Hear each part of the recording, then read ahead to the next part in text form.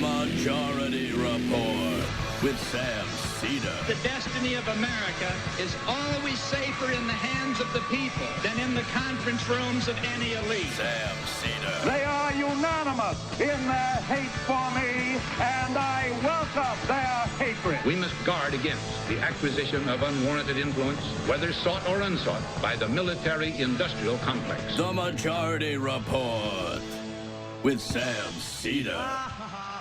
Ever get the feeling you've been cheated?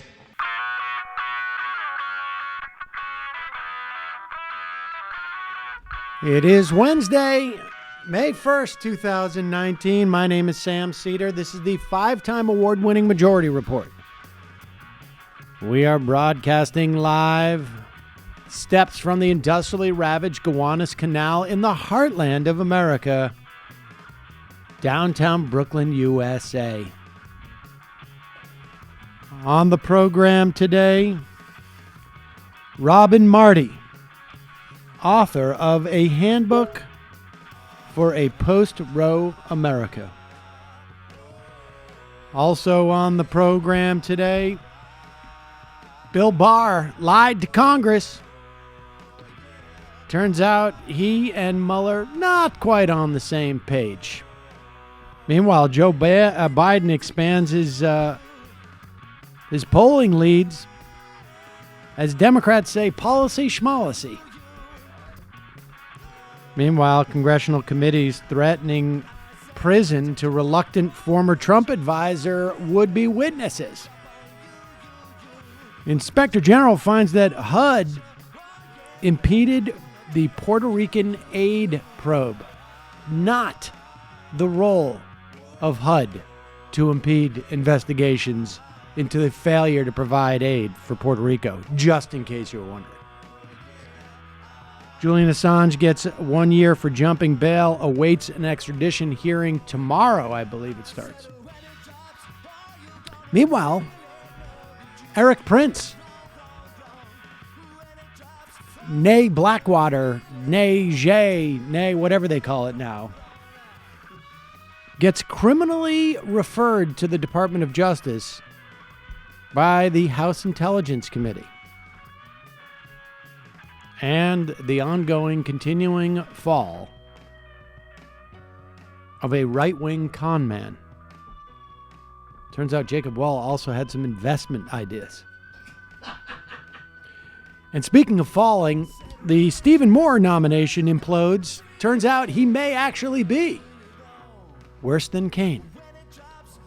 And lastly, Venezuela, I don't know if in chaos is the right word, but Guaido wants yet another bite at the apple. Hey guys, Juan Guaido here on Periscope. Wait for a few more people to chat in the stream. We're trying to do a coup.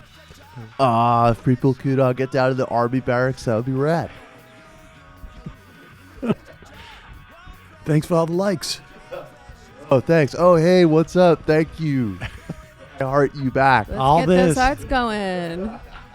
All this and more on today's program. Super chat donations appreciated. We have U.S. support, but all monetary contributions help.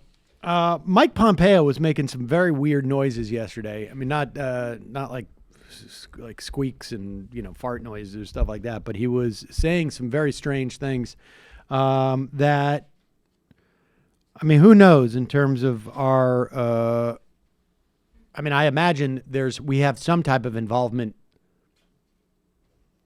right now, beyond, of course, the sanctions that we have imposed on Venezuela to punish the people of Venezuela for being the people of Venezuela, which apparently they should not have been.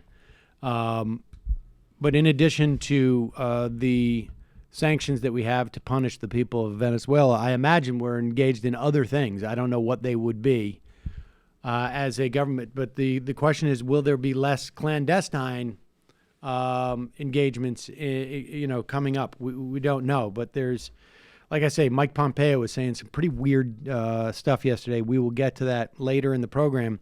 In the meantime, the Senate Judiciary Committee has been talking to Bill Barr, and Bill Barr is the the Attorney General, most well known for his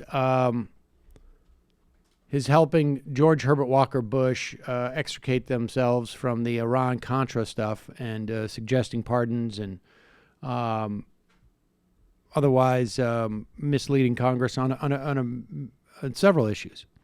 But on the eve of Barr testifying in front of the Senate Judiciary Committee today, the Washington Post got a story.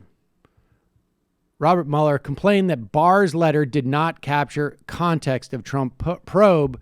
Look, these things don't come out. There's two people who got that letter, right? One person who wrote it, and one person who received it.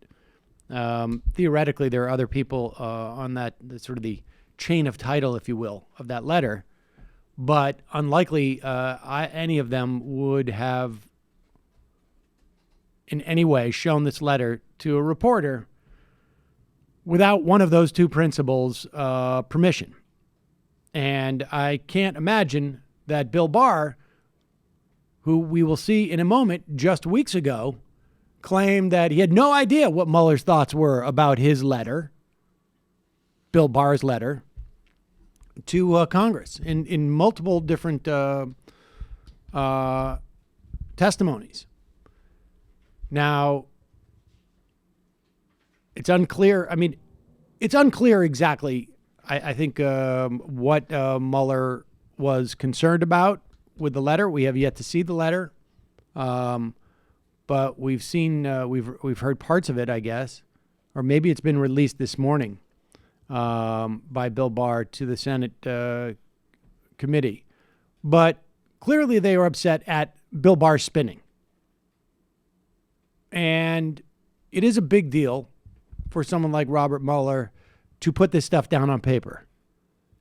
It is a formal complaint. The idea that it's now been leaked to the press makes it even more formal. Bill Barr has been testifying. I don't know that I've ever seen a witness who's testified at any hearing so confidently, so blatantly avoid answering questions as proficiently as Bill Barr. And quite clear why everybody in the White House was excited to get him, because he is as obstinate and I would imagine ethically challenged as Jeff Sessions, but clearly more talented. Can you please slow down? Because I want to make sure I don't perjure myself. Here, exactly. Let's go back to April 10th.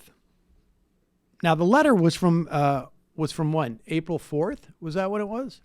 The Barr letter. I'm sorry, not the Barr letter, but the Mueller letter was 2 or 3 days later, I guess. So April 10th would be, and April 9th would be days after Bill Barr received a letter from Robert Mueller saying, really don't appreciate the way that you're characterizing the report. Think it's misleading. And so here's Bill Barr lying to members of Congress.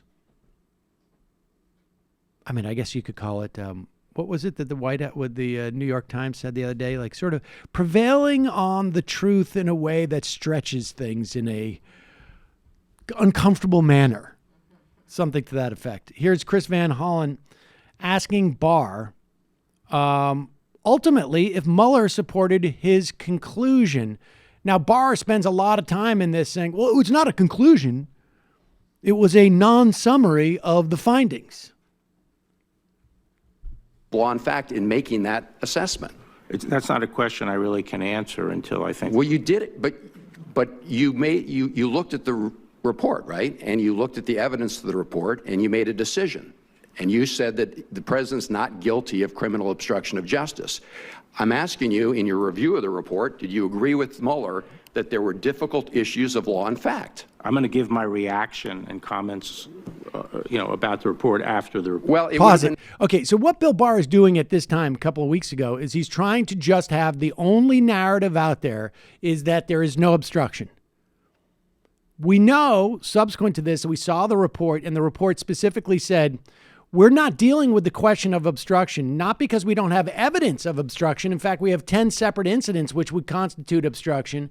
But we also are very aware of the OLC's ruling that governs the DOJ that a sitting president cannot be indicted. And there are other constitutional mechanisms in which to hold the president to account.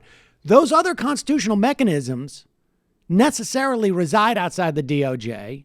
And all you need to do is go to the Constitution and find out what those mechanisms are, and they're impeachment. So Barr is making it out like I didn't make any conclusions, or I'm not going to talk about why I made the conclusions. It's not appropriate for me to talk about that now. And it's all part of a spin campaign. Go. But you put your view of the report out there on this issue of obstruction of justice, right? Nobody asked you to do that.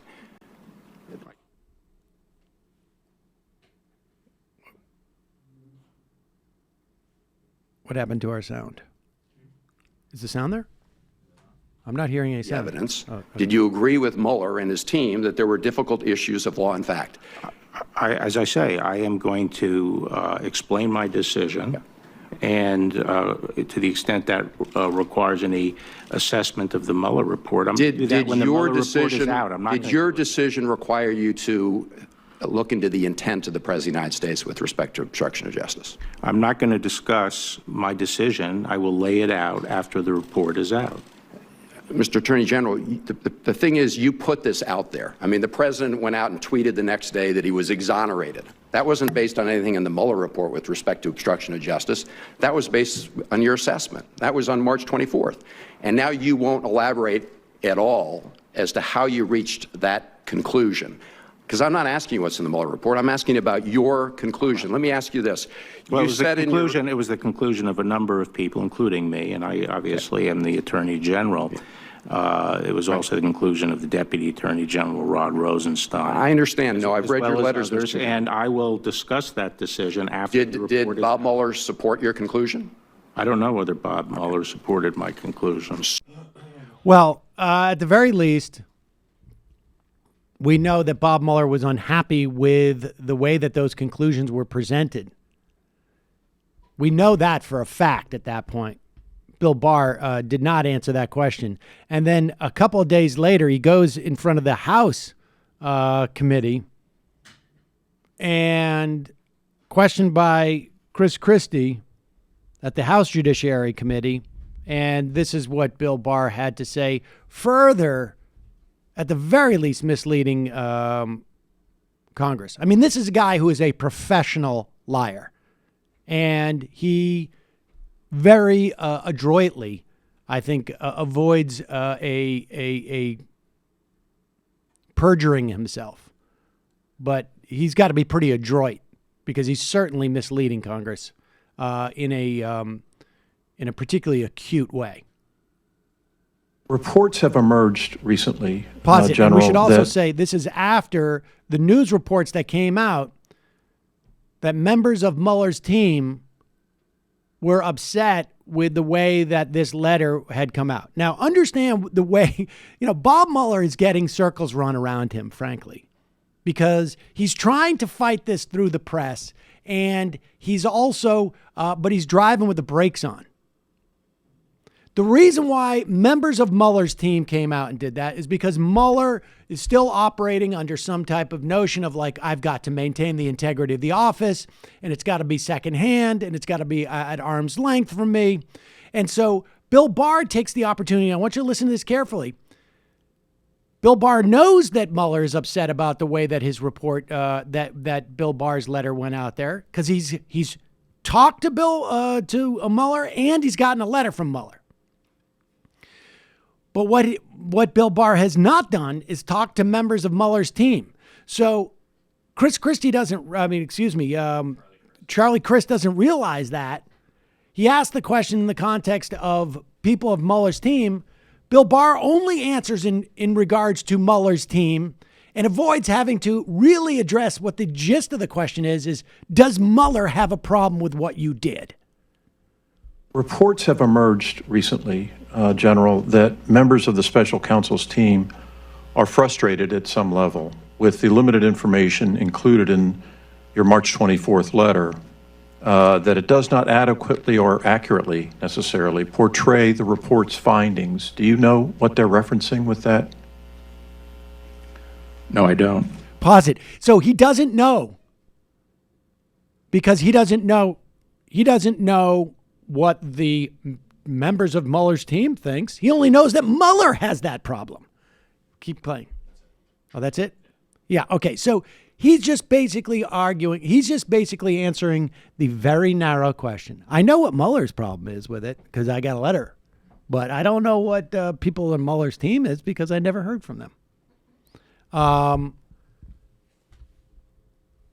That's the game that they've been playing, and they've been playing it much, much better than certainly Mueller. Mueller was the only one who had this information.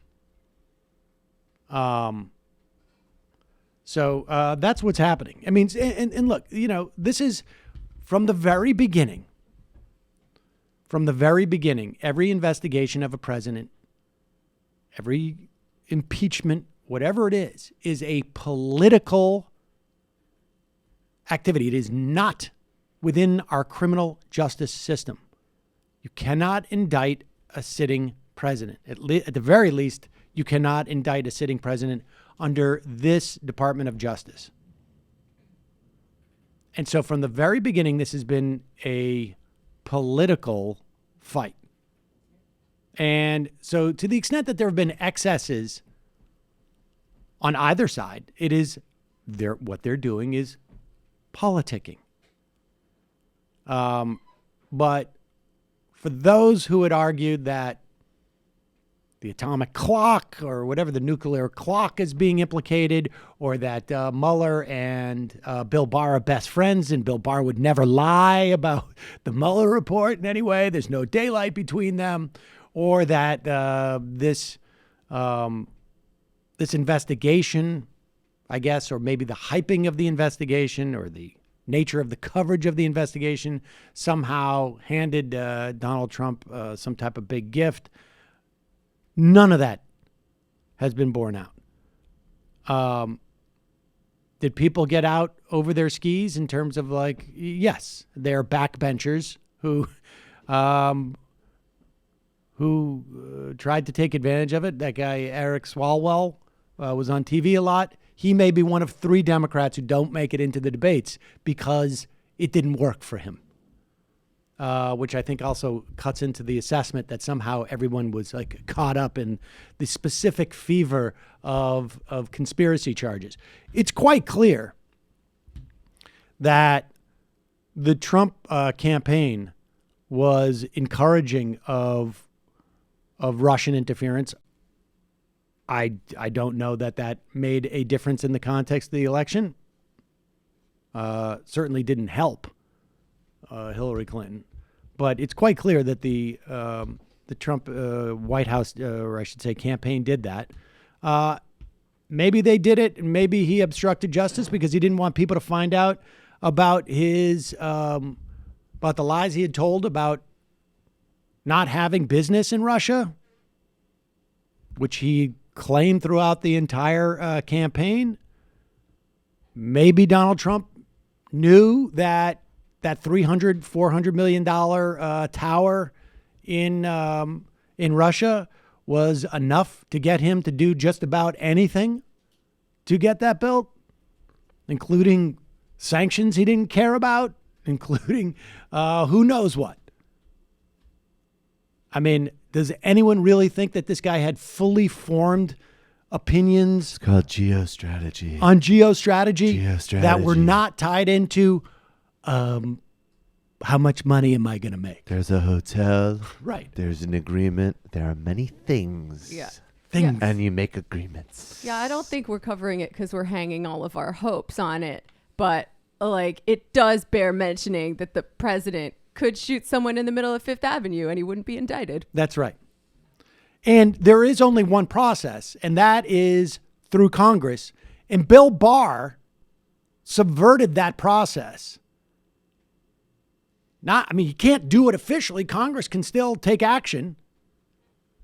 But it's a lot harder when the narrative is totally exonerated. Everything's obliterated. And in fact, that was not the intent of Bob Mueller when he submitted that report. And, because under the Bill Barr regime, there is no way you can hold the president to account.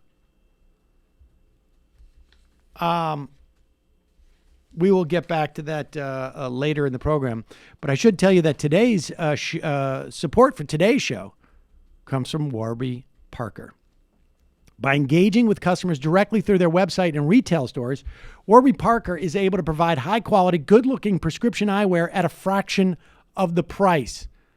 And that's not easy. We've talked in the past that there's a bit of a monopoly in that arena, and Warby Parker stands outside of it. Every pair is custom fit with an anti-reflective polycarbonate prescription lens starting at just $95. And Warby Parker's free home try-on program, you can order 5 pairs of glasses and try them on for 5 days. Everything ships free and includes a prepaid return shipping label, and there's no obligation to buy. I don't know if you remember, I think we did this like 4 or 5 years ago, and I think somewhere on the site, their survey is still up with pictures of me in 5 different frames. And I ended up getting the metal frames. And then later, my eyes got even worse. I got Coke bottles, folks, but I still wear those when I'm doing stuff. I don't need to have like the old man glasses that I have. I don't want to talk about it. But the look of these glasses, these really. I have progressive lenses. I didn't want to bring it up. But style-wise, I wouldn't describe them. No. Oh, no. And the Warby Parker ones are even significantly nicer. But the ease of the home try-on thing was great. And you can even do a survey with your friends on Twitter if you want. Which one do you like best on me? But check it out, folks. Great value, great glasses. Head to Warby. Why can't I ever say that? WarbyParker.com/majority to order your free home try-ons today. That's WarbyParker.com/majority. Do you have an iPhone X? Make sure to download Warby Parker's app where you can use their brand new virtual try-on. I may play with that. It allows you to try on glasses, seeing the realistic color, texture, and size of each style using just your phone. Check it out. We'll put a link, obviously, in the show notes today. Also, many times I've been in a situation where, particularly when I'm not with the kids, I forget to eat. I have one of these issues where, like, if you put a full meal in front of me, I can eat everything. I can eat your meal. I can eat all of it. But if I don't see the food, then I forget to eat it. So it's honestly, like, I'll go, like, it'll be 9 o'clock at night. I'll be at home and I'll be like, oh, I forgot to have dinner today. Well, and lunch. I find that so hard to believe. It's weird. It's weird because you see me around food and I can eat all of it. You love treats. I love it. Well, but if you find yourself at 10 o'clock at night and you're like, oh, damn it, I need some food. Well, Postmates is your personal food delivery service, but it's also your grocery delivery service, whatever kind of delivery service all year round. No more trips to the store. Anything you're craving, Postmates can deliver within the hour, 24 hours a day, 365 days a year. This is nuts. They're the largest on-demand network in the U.S., offer delivery from all the restaurants, grocery, convenience stores, traditional retailers you could possibly need. Simply download the app for iOS or Android for free. Browse local restaurants and businesses. Track your delivery in real time. For a limited time, Postmates is giving our listeners, $100 of free delivery credit for your first 7 days when you use the code REPORT. That's the code REPORT for $100 of free delivery credit for your first 7 days when you download the Postmates app. Anything you need, anytime you need it, Postmate it. Download Postmates app, save with the code REPORT. You got to download the app and use the code REPORT. Also, just a reminder, we are now 11 days away from Mother's Day. And there's nothing, I would hope, Michael, There's nothing we wouldn't do to make sure the special moms in our lives are happy. Are you kidding me? I'm just... Of course. Shari's Berries has special Mother Day berries designed just for mom. They're topped with chocolate chips, pink shimmer sugar, and swizzles. I can't even talk about it without getting a little bit exercised. And you choose your delivery date to ensure that mom gets your gift of Shari Berries exactly when you want her to. So this is perfect. You're thinking about it right now. Just go to berries.com, BERRIES.com.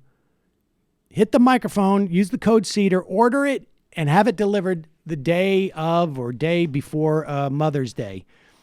Your satisfaction is always guaranteed. These berries, they're chocolate dip berries. They're delicious. I'm going to have my kids actually get them for their mother. Yeah, that's a nice thing for me to do. Yes. Particularly points in the war. Yeah, points in the war, exactly. Don't wait to the last minute on this one. Visit berries.com today. Order your freshly dipped strawberries starting at just $19.99 for the moms in your life. And to make mom really happy, you can double the berries for just $10 more. You know what? I'm going to get them for my mom too. I don't know why. It doesn't occur to me. But I think who doesn't love strawberries with chocolate? Mother's Day, Sunday. Yeah, exactly. May 12th. That's actually the way you can find out if you have a sociopath in your midst. Just see if they don't eat strawberries dipped in chocolate. Berries.com, BERRIES.com. Click on the microphone, upper right-hand corner. Enter the code Seder, SEDER. That's berries.com. Click on the microphone, code Seder. Do it now so you don't forget. All right, we're going to take a quick break. When we come back, we're going to be talking to Rob and Marty on the Post-Roe America that we are very likely headed to. We'll be right back after this.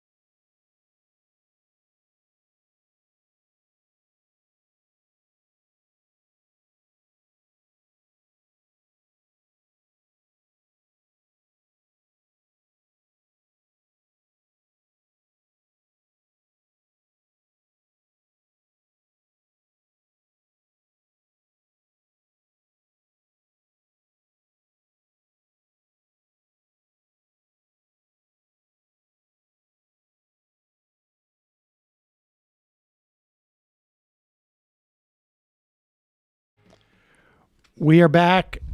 Sam Seder on the Majority Report on the phone. It's a pleasure to welcome to the program independent journalist and author of Handbook for a Post-Roe America, Robin Marty. Robin, welcome to the show. Thanks so much for having me on, Sam.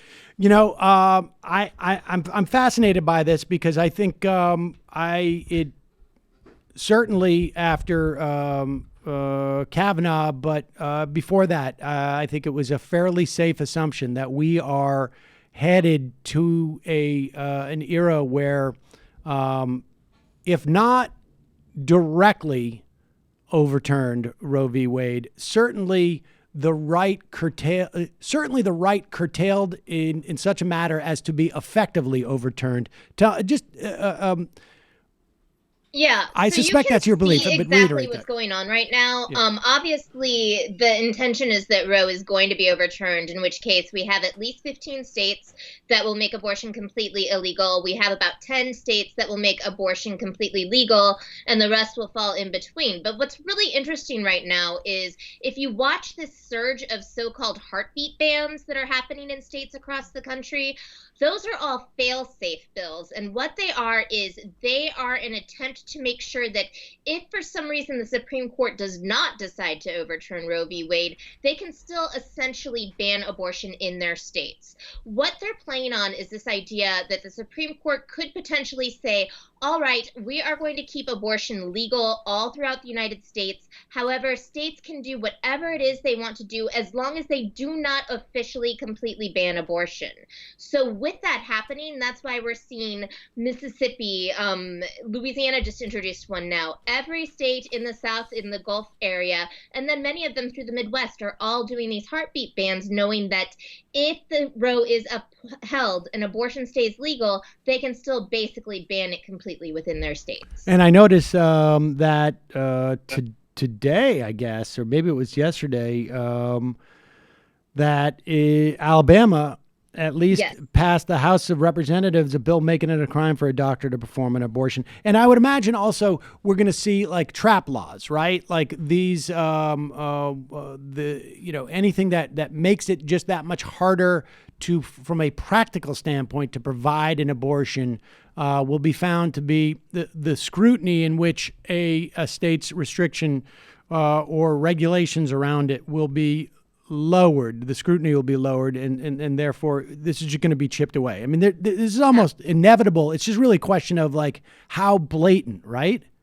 And what's really interesting about the idea of trap laws is the fact that we're not even 2 years out from the Supreme Court saying that trap laws are not constitutional. We already had the ruling in Whole Women's Health v. Hellerstedt in 2016 that said, no, you cannot use regulations or use extra scrutiny on doctors in order to close abortion clinics and make abortion inaccessible. Despite this fact, we've had the Fifth Circuit in Louisiana say, you know what, I think we should go ahead and revisit that. And so we're still waiting for this new makeup of the Supreme Court to decide whether they're going to uphold Whole Women's Health or if they're just going to toss that one aside as well. And just to be clear, the trap laws and the Hellerstedt, I think, was in Texas, and I can't remember if that was the physicians needed admission rights into a local hospital, but there's other stuff to the effect of like, abortion clinics need to have 11-foot ceilings or something to that, right? I mean, so Whole Women's Health v. Hellerstedt actually said that both of those were unconstitutional.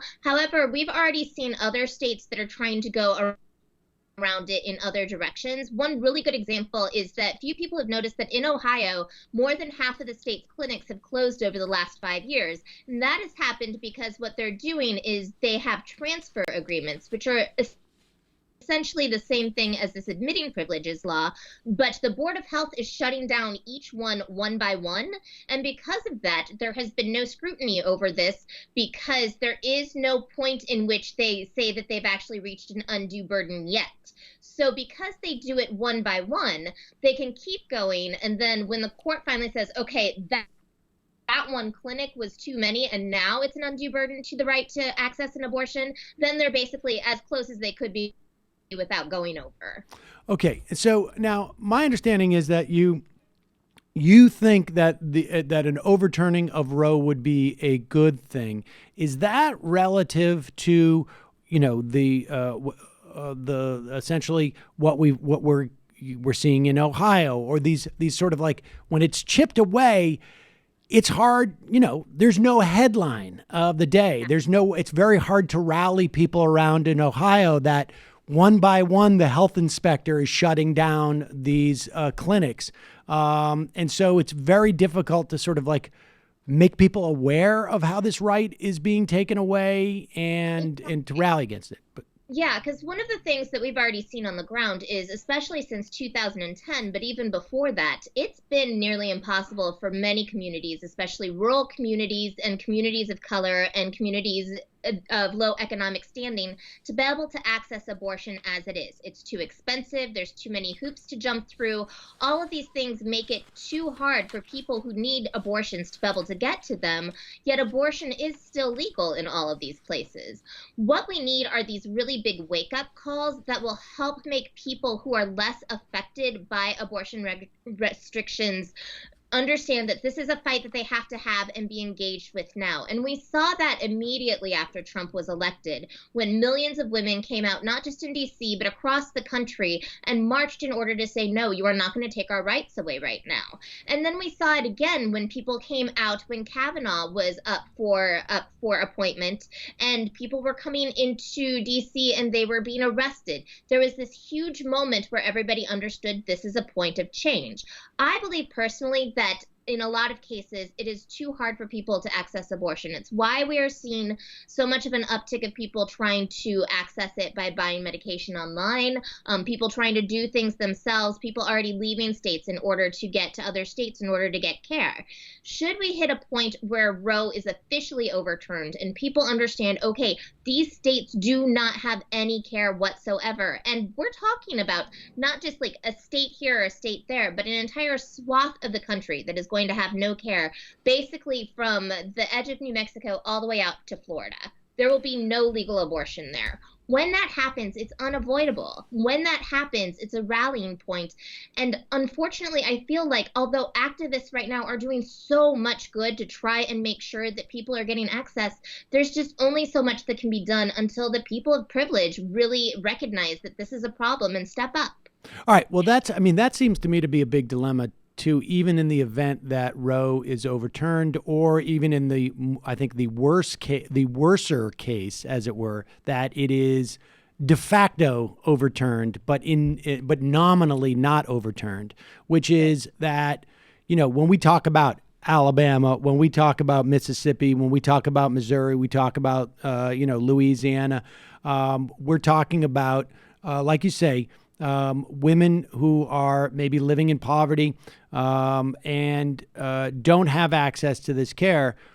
When we talk about the states where it will still be legal, we're talking about the wealthier states, right? Where presumably folks of privilege are living and will not have the same experience because it won't be in the local news. It won't be in to the extent that it's even in the national news, because the national media is centered around those areas where abortion will more than likely still be legal. How does that word get out? I mean, effectively now there's a couple of states, like you say, where abortion is almost effectively unattainable, but yet very few people are conscious of that.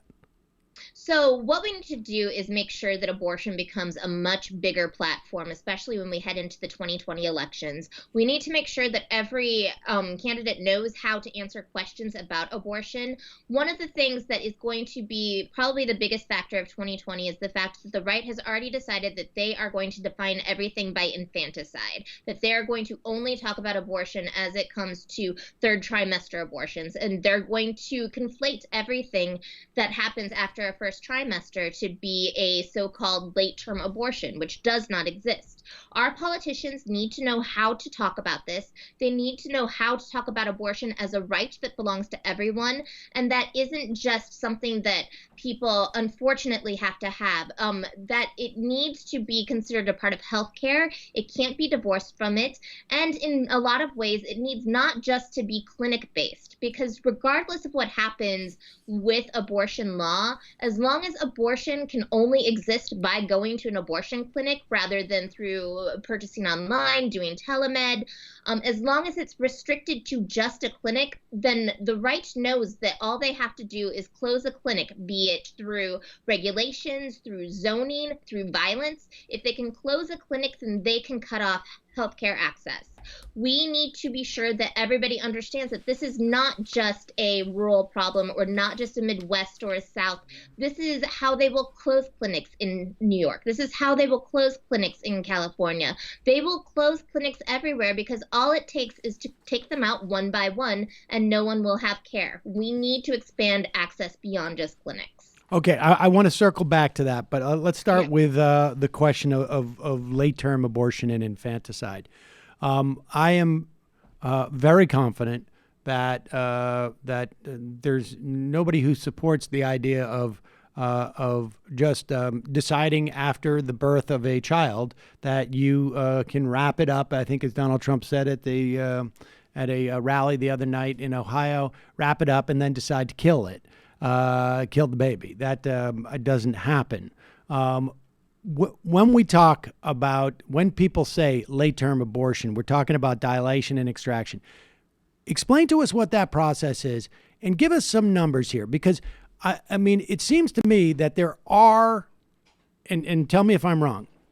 My understanding is that there are third trimester abortions that take place when a mother maybe was unable to get an abortion earlier, was unaware that she was pregnant. I mean, they're extremely rare, but they do happen when a woman's health is not necessarily implicated. Just discuss that. I mean, what, and to the extent that they exist. So the first thing that we have to talk about is we have to straighten out all of our terms. There's no such thing as late-term abortion because term means 40 weeks. And so late term would be after 40 weeks. So that does not exist. When we are talking from a progressive standpoint and we use the term late-term abortion, even though we shouldn't be, what we are usually trying to reference is the idea of third trimester abortions. Right. The first thing that we have to understand is that when the right is saying late-term abortion, they are in fact referring to anything after the first trimester. So that is how things are getting conflated, and how you're finding stories of, then they'll start to say, okay, well, look at all these statistics about abortions after 20 weeks and why people have them. The thing is, 20 weeks is not viability. 24 weeks is the point in which science believes that viability is a likelihood. And viability is the point in which, with medical care, there is a 50% chance of survival in order to live outside the womb. So we're already talking on different levels of definition, and those have to be straightened out. When you get to a third trimester abortion is almost always going to be a labor induction. There is not D&E, dilation and evacuation, because at that point the fetus is too developed to do that. So when we are having a third trimester abortion, it's going to be a labor induction. That would be a third trimester abortion would be the only point in which, yes, it could be possible that a fetus that is born at that point would survive the abortion. But because of the way that the procedure is done, fetal demise is always done first. So first there would be an injection to the heart. They would make sure that there was no longer a heartbeat, and they would do all of that before any sort of process to open up the cervix and then induce the labor. So when we're looking at third trimester abortions, or abortions after viability, they are in that case always going to be because of the health of a pregnant person or because of a fetal anomaly. We do not have elective third trimester abortions. It just doesn't happen. Is it illegal, or are you saying it just doesn't happen? Like, I mean, according to Roe, you are allowed to have abortion in the first trimester. You are allowed to have abortion in the second trimester for special indications, and in the third trimester, it is only for the physical or mental health of the person who is carrying it. Mental health, in almost all circumstances, refers to, okay, there is a fetus with an anomaly. It is more detrimental to this person to be forced to carry to term and give birth to this than to just go ahead and end that pregnancy. Okay, fair enough. I mean, that I think it's important for people to really understand, because as you say, there's a lot of conflation of a lot of different things. A lot of gotcha that happens on the other side, because what they'll do is they'll start talking about, okay, so we're having late abortions, and look, here are the stats that say here are these people 20 who have abortions after 20 weeks that say it's because they couldn't access a clinic early enough, or say that it was because they didn't know they were pregnant, all of these other things. But they're talking about statistics that aren't specifically for the third trimester. They're talking about statistics that are any point after the 20 weeks. Okay. And so because of that, they're conflating second trimester and third trimester abortions, which are done under completely different circumstances and laws. And we should also add that these abortions take place essentially after consultation with a doctor, between a doctor and their patient, right? I mean, this is not like, you don't just go in and, go online and register for it like you're going in for, I don't know, a haircut or something. Right. You are actually in consultation, particularly in the context of the third trimester, with a doctor to assess whether your need for an abortion crosses that threshold. Exactly. And if we want to talk specifically about the New York abortion law, which is where this whole thing got started, the thing that a lot of people have lost track of is that when New York passed their new abortion law, what they were doing is they were allowing people who were in the third trimester to be able to obtain abortions with just one doctor saying that it was okay to have an abortion. Because before that, it took 3 doctors saying that it was okay to have an abortion.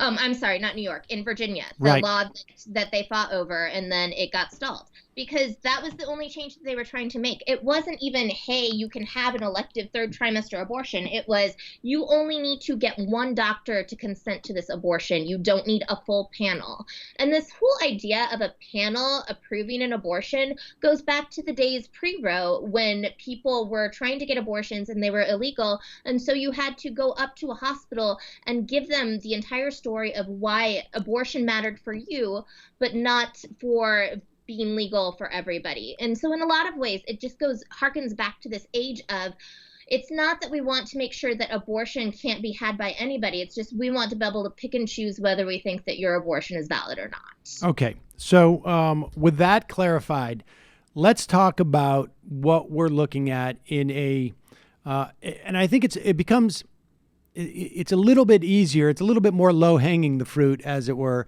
if, a Supreme Court says we're overturning Roe v. Wade. End of story. Forget about it. Completely thrown to the states. Anywhere that they want to ban abortions totally, they can do it. That's a little bit easier to imagine what happens. Yes. If it doesn't happen that way, if it's simply like, it's okay for states to pass trap laws, that we're just not going to give that measure of scrutiny. What, all right, now we're getting into the handbook a little bit. What do we do as women? What do we do as men, in the context of, activists and also people who need this health procedure?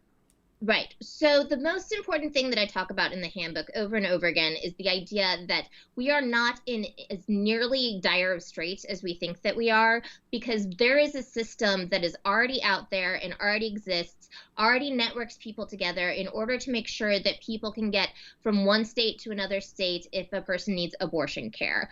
Reproductive justice groups have been doing this work on the ground for decades already and have been doing it with little resources in their communities, helping their own communities because they know them best. So what we have are abortion funds, we have practical support groups, we have clinic escorts, we have all of these people on the ground, especially in low access states, who know how to get somebody to a different clinic, how to put them up in a home, how to drive them to a different place. These are all places that exist, and that as activists, if we are new to the movement and want to do something to help, we can find them and plug ourselves into already existing work. This is good because it means that we do not have to spend the resources to try and create an entire network. It's already out there. So as people who are seeking out abortions, the first thing that we're going to need to do is it's best to try and figure out ahead of time some sort of plan. One of the things that I recommend is that people try to figure out where their nearest abortion clinic is going to be, what sort of restrictions might be there, how much money they might need for an abortion. Another thing that I tell a lot of people right now, to be completely honest, is it is not a bad idea to treat medication abortion like you would emergency contraception. The biggest problem with medication abortion at this moment isn't that it's a health risk, because it's not. It's that it is a legal risk. And especially in states where a person could be under investigation for having a miscarriage, that could be a problem for you. However, the other big problem right now is the fact that getting that medication online can take a long time. The FDA is already cracking down on places that are offering it into people in the United States. Those are closing. New ones have popped up, but even still, we're seeing that it can take 4 to 6 weeks for somebody to get medication that orders it online. And you have to trust it, right? I mean, I think these things are imminently trustable, and certainly, but you don't know the agency, right? You don't have that presumption that you have, within the states, I guess. Well, there are groups out there that have worked on vetted information to make sure that, so they order pills themselves in order to test the materials that come through, see how long things are going to take, make sure that they do actually provide what they say that they're going to provide. Plan C is a group that does that online, and they have a report card, and they update the report card as different pharmacies disappear and other pharmacies pop up. Again, it's still a long waiting period, and so I often tell people that if they think that this might be something that they will need to do down the road, it does not hurt to purchase pills off of a vetted supplier on the Plan C report card. Have that medication in case you need it, and if you do not, somebody else might need it, and then you can get it to them in a timely manner, and you can purchase another one yourself. I don't see any reason why medication abortion should not be treated in the same way as emergency contraception. In Canada now, they have decided that they no longer need to have an ultrasound before a person takes medication abortion. And in the United States, there is absolutely no concern about medical risks other than the fact that a person who might have complications could feel insecure about the idea of going in for follow-up care. In which case they just need to know that there is nothing that they have taken that will show up in blood work or urine work, and that all they need to say is, I think I'm pregnant, I think I'm having a miscarriage, and I'm scared. Right. And let's talk just a little bit about, I think, the general preference for clinics and surgical procedures in the context of abortion, because that is, I mean, it just seems culturally that is what we're used to. I mean, and what is, I mean, what do we do about that? Yeah, there is a lot of benefits to having a vacuum aspiration rather than a medication abortion. For one thing, it's a lot easier. It's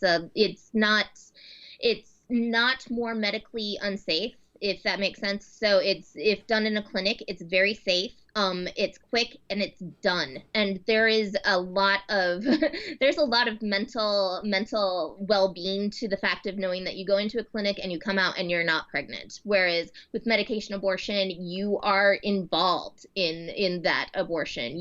It will take a while. It will be lots of blood. It will be a labor, a miscarriage. So yes, there is a huge advantage for a lot of people in being able to access a clinic and be able to get a safe vacuum aspiration abortion.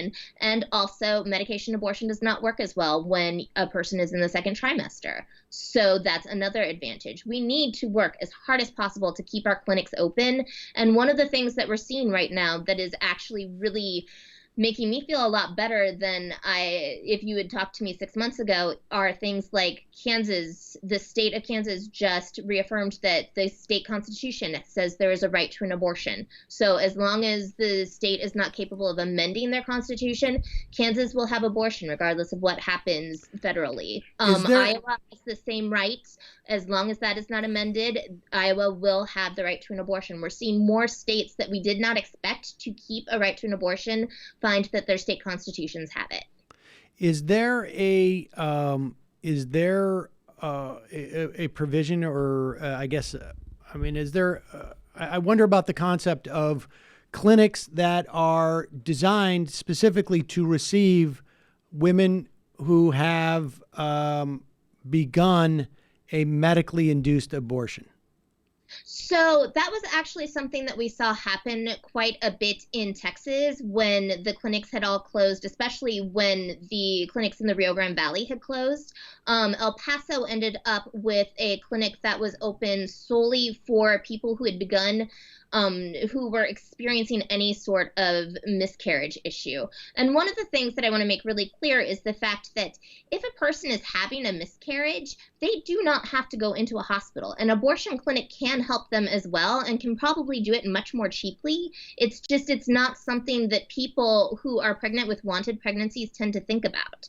So what would happen is that, yes, people who were trying to induce on their own would begin to bleed, would get concerned, and would go into this clinic in El Paso, and they were able to finish it up with a vacuum aspiration. That's a thing that could work and really should be in existence, especially if we hit a post-Roe era.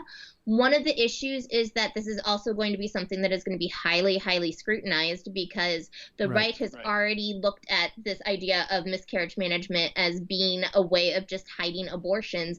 And they're already looking at statistics of clinics that have announced that they have done miscarriage management and saying, oh, well, we don't believe that was actually a miscarriage. That was obviously just an abortion that was being done in secret. And so when people hear about various states, and we've heard this over the years of state legislators trying to pass laws about, the police, you need to file a report when you have a miscarriage or something to that effect with the police. This is a way of intimidating women from exercising this option, particularly of a medically induced abortion. All right. Well, so let me ask you this. So two things. One is, assuming that there is a either an effective or a total overturning of Roe v. Wade, what is do you have a sense of the legal strategy? We may be decades away before that legal strategy can be in play, at least on the Supreme Court level. But to the extent that there is one or there is possibility, is there a legal strategy to come back after that, A? And B, what about the symbolic implications of, Roe v. Wade made a material and practical difference in women's lives, but it also was a statement that women have rights over, sovereignty over their own body, that it also opened up a whole understanding that reproductive rights was also economic rights. What supplants that? So to go to your first question, what we would see happening when Roe is overturned is probably a state-by-state level of counter to try and get state constitutions to once more include the right to an abortion. What we do need to think about, though, is Roe being overturned is not an end game for the right. What they want is an amendment to the Constitution, a personhood amendment to the federal Constitution, so that abortion is completely illegal all across the country. And once that happens, then that would be addressed in the same way that we just saw in Ireland, where they overturned the Eighth Amendment and then made abortion legal in the country and made a right to an abortion legal all throughout the entire country. So the right let me rephrase. Part of the right is only just getting started when it comes to the idea of overturning Roe v. Wade, because what they really want to do is make sure that there is a complete and utter federal ban on abortion all over the country. The thing is, I would say that the anti-abortion extremists want this, but the Republicans in general do not. And they do not want this because abortion is the easiest way for them to pick up votes in an election. Abortion is the reason why Trump is president right now, and abortion, quite frankly, will be the only reason that he can get reelected if it happens. And they don't want to give up something so easy. They have so many people, especially the people who call themselves pro-life Democrats, who will go out and vote against absolutely every progressive value that they believe in, just as long as they believe that they are saving babies. The right doesn't want to get rid of that. They don't want to lose that low-hanging fruit. So in my opinion, there's never going to be a federal law that makes abortion completely illegal. Okay, and the second part, the sort of the symbolic nature of a a federal understanding, a national understanding that a woman has sovereignty over her own body? I mean, inherently, that's what the Equal Right Amendment is. And that's something that we still need to push and make happen. And that's something that they're fighting for in Congress right now. And that's why the same people who are opposing it right now they changed their language as to why they oppose it. But in general, it's the religious right. And they do not like the ERA because it interferes with their belief that traditional family values means that there's a man who works and a woman who stays home and takes care of the children. And that's how God intended this family to be. The book is Handbook for a Post-Roe America. Rob and Marty, thanks for talking to us about it. We will put a link at majority.fm. This is, and you predict, I think that this is going to happen in 2021 after the election. It really isn't implicated by the election at this point. There's 5 votes there. At least there could be, there could be 6 theoretically, and one of those 5 could be even a younger, more conservative, maybe than even Clarence Thomas. So there's a certain inevitability about this, and really important to address. I appreciate your time today. Thanks so much for having me on. All right, folks, we're going to take a quick break. Head into the fun half of the program. I don't know if it's going to be that much funner. We will have we'll hear from some senators in anticipation of them talking to Bill Barr in this committee hearing. Earlier we saw Sheldon Whitehouse with Bill Barr, and Whitehouse was a little flummoxed because he couldn't believe how evasive Bill Barr was being.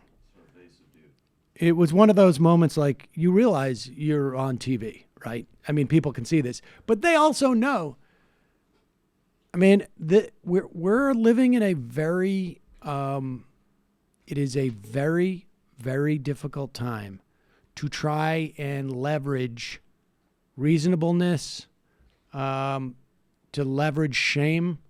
I mean, the Republican strategy increasingly over the years has been, if we are shameless, we're unstoppable. And it seems to be fairly effective.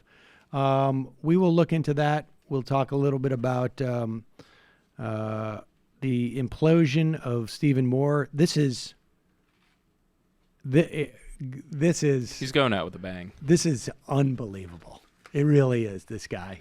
And I mean, again, we assume that the Republican Party is going to be like, no. And it's the interesting thing is it's not going to be because of all the reasons why we think he's atrocious.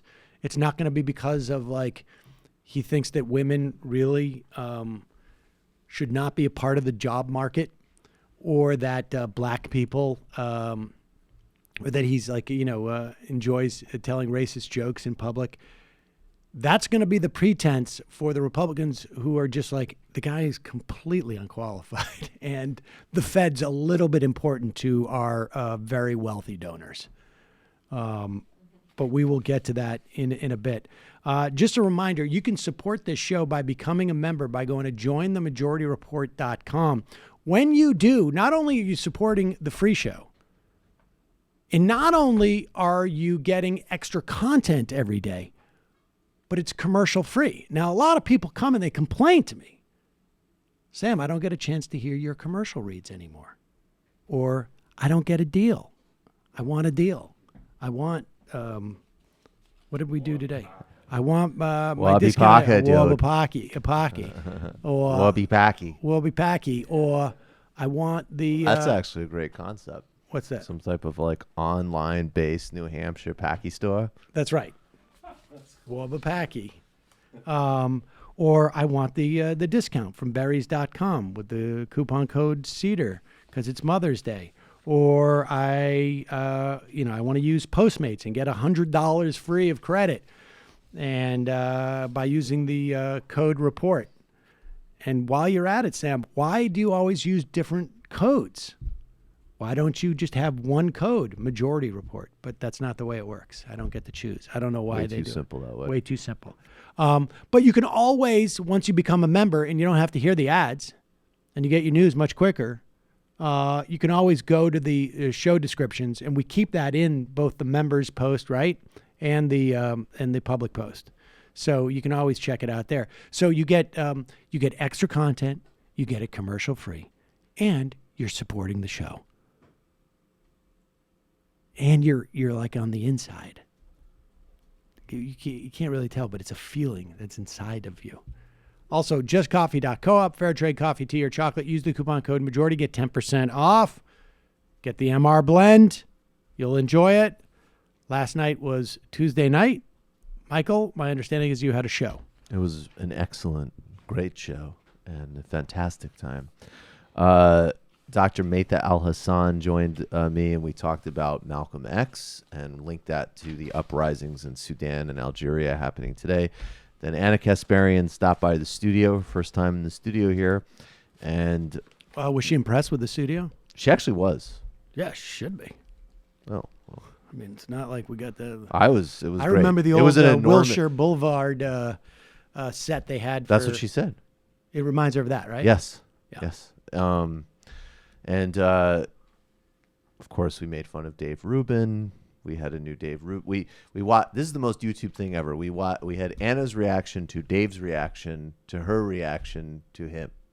Right. That was fun. And then we had a whole bunch of other stuff to cover. Biden, Buttigieg. We played some of this new Lula interview in the post game. New character, actually, very much in the Jamie-sphere. Tanky Bill Maher. Calling for this guy, Juan Guaido, these people. Is Bill Maher still around? Yes. That's what made it funny. I'm into it. These people who think they can wage a coup. We had a lot of fun. Patreon.com/TMBS, Michael Brooks Show on YouTube. We also, before, we did a special, not typically, but at 6 p.m., we did a live stream with Nando Vila to break down the Spanish election results because there was some pretty significant signals coming out of Spain. Jamie? This week on the Antifada, I forgot to promote this yesterday because it came out over the break, but it's very good, and I hope everybody listens to it. We spoke with our good friend Natasha Leonard about her new book, Being Numerous, Essays on Anti-Fascist Life. So if you've never listened to the Antifada before and you think that it's only about Antifa, this episode will not prove you wrong. We also released a bonus with Tosh later in the week where we talk about electoralism, the DSA, and why even grumpy ultra-leftists like us are not too cool to vote for Bernie Sanders. So, yeah, check that out. Patreon.com/theantifada. Oh, also this week, we just released the first episode of a new podcast side project on the paranormal, UFOs, and space, hosted by our producer, AP Andy, where we talk about, I wasn't on it, but Andy talked about some cool space news, and he had on guest Stephanie Monahan to talk about UFOs and belief in conspiracy theories from a Marxist perspective. It's like coast to coast.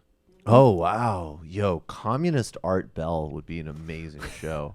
I would absolutely listen to Communist Art Bell the way I listen to real Art Bell. It kind of freaked me out, though. But after Art Bell, it was, what's his face? I thought it was Art Bell's son. No, it was another guy. I can't remember his name now. Let's not forget Literary Hangover. There's lots of ideas. Lots of ideas. Lots of ideas. Hangover. Oscar Wilde. I'm still recovering from the latest idea episode of Literary Hangover with Matt Leck. All right, folks. Quick break. Fun half. 646-257-3920. See you there. You are in for it. All right, folks. 646-257-3920. See you in the fun half. Are you ready?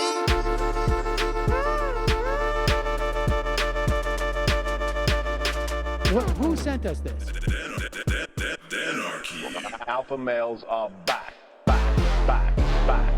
Boys back. And the alpha males are back. Just as delicious as you could imagine. The alpha males are back. Boys back. And the the alpha males are back. Just want to degrade the white man. Alpha males are back. I take all of it in my throat. Alpha males are back. Almost says what? The alpha males are back. You are a madman. And the alpha males are back. I am a total cunt. Can we bring back DJ Danner song, please? Yeah, or a couple of them, just put them in rotation. DJ Danner. Well, the problem with those is they're like 45 seconds long, so I don't know if they're enough of a break for people.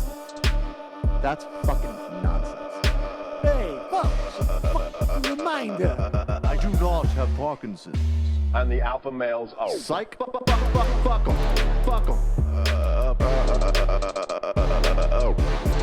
Almost says what?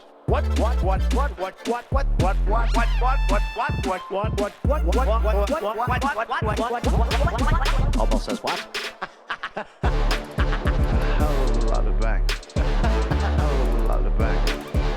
Hell of a lot of bank. Hell of a lot of bank. Hell of a lot of bank. All lives matter. Have you tried doing an impression on a college campus? I think that there's no reason why reasonable people across the divide can't all agree with this. Psych. And the alpha males are back. And the Africans are black African. And the alpha males are back. And the Africans are black. See Donald Trump out there, doesn't a little part of you think that America deserves to be taken over by jihadists? Keeping it 100. Can't knock the hustle. Come on, fuck 'em. Fuck things I do for the bigger game plan. By the way, it's my birthday. Happy birthday to me, Jew boy. I have a thought experiment for you. And the alpha males are back. Africans are black. Alpha males are back. Africans are black. Come on. Come on. Someone needs to pay the price for blasphemy around here. I am a total Pussy.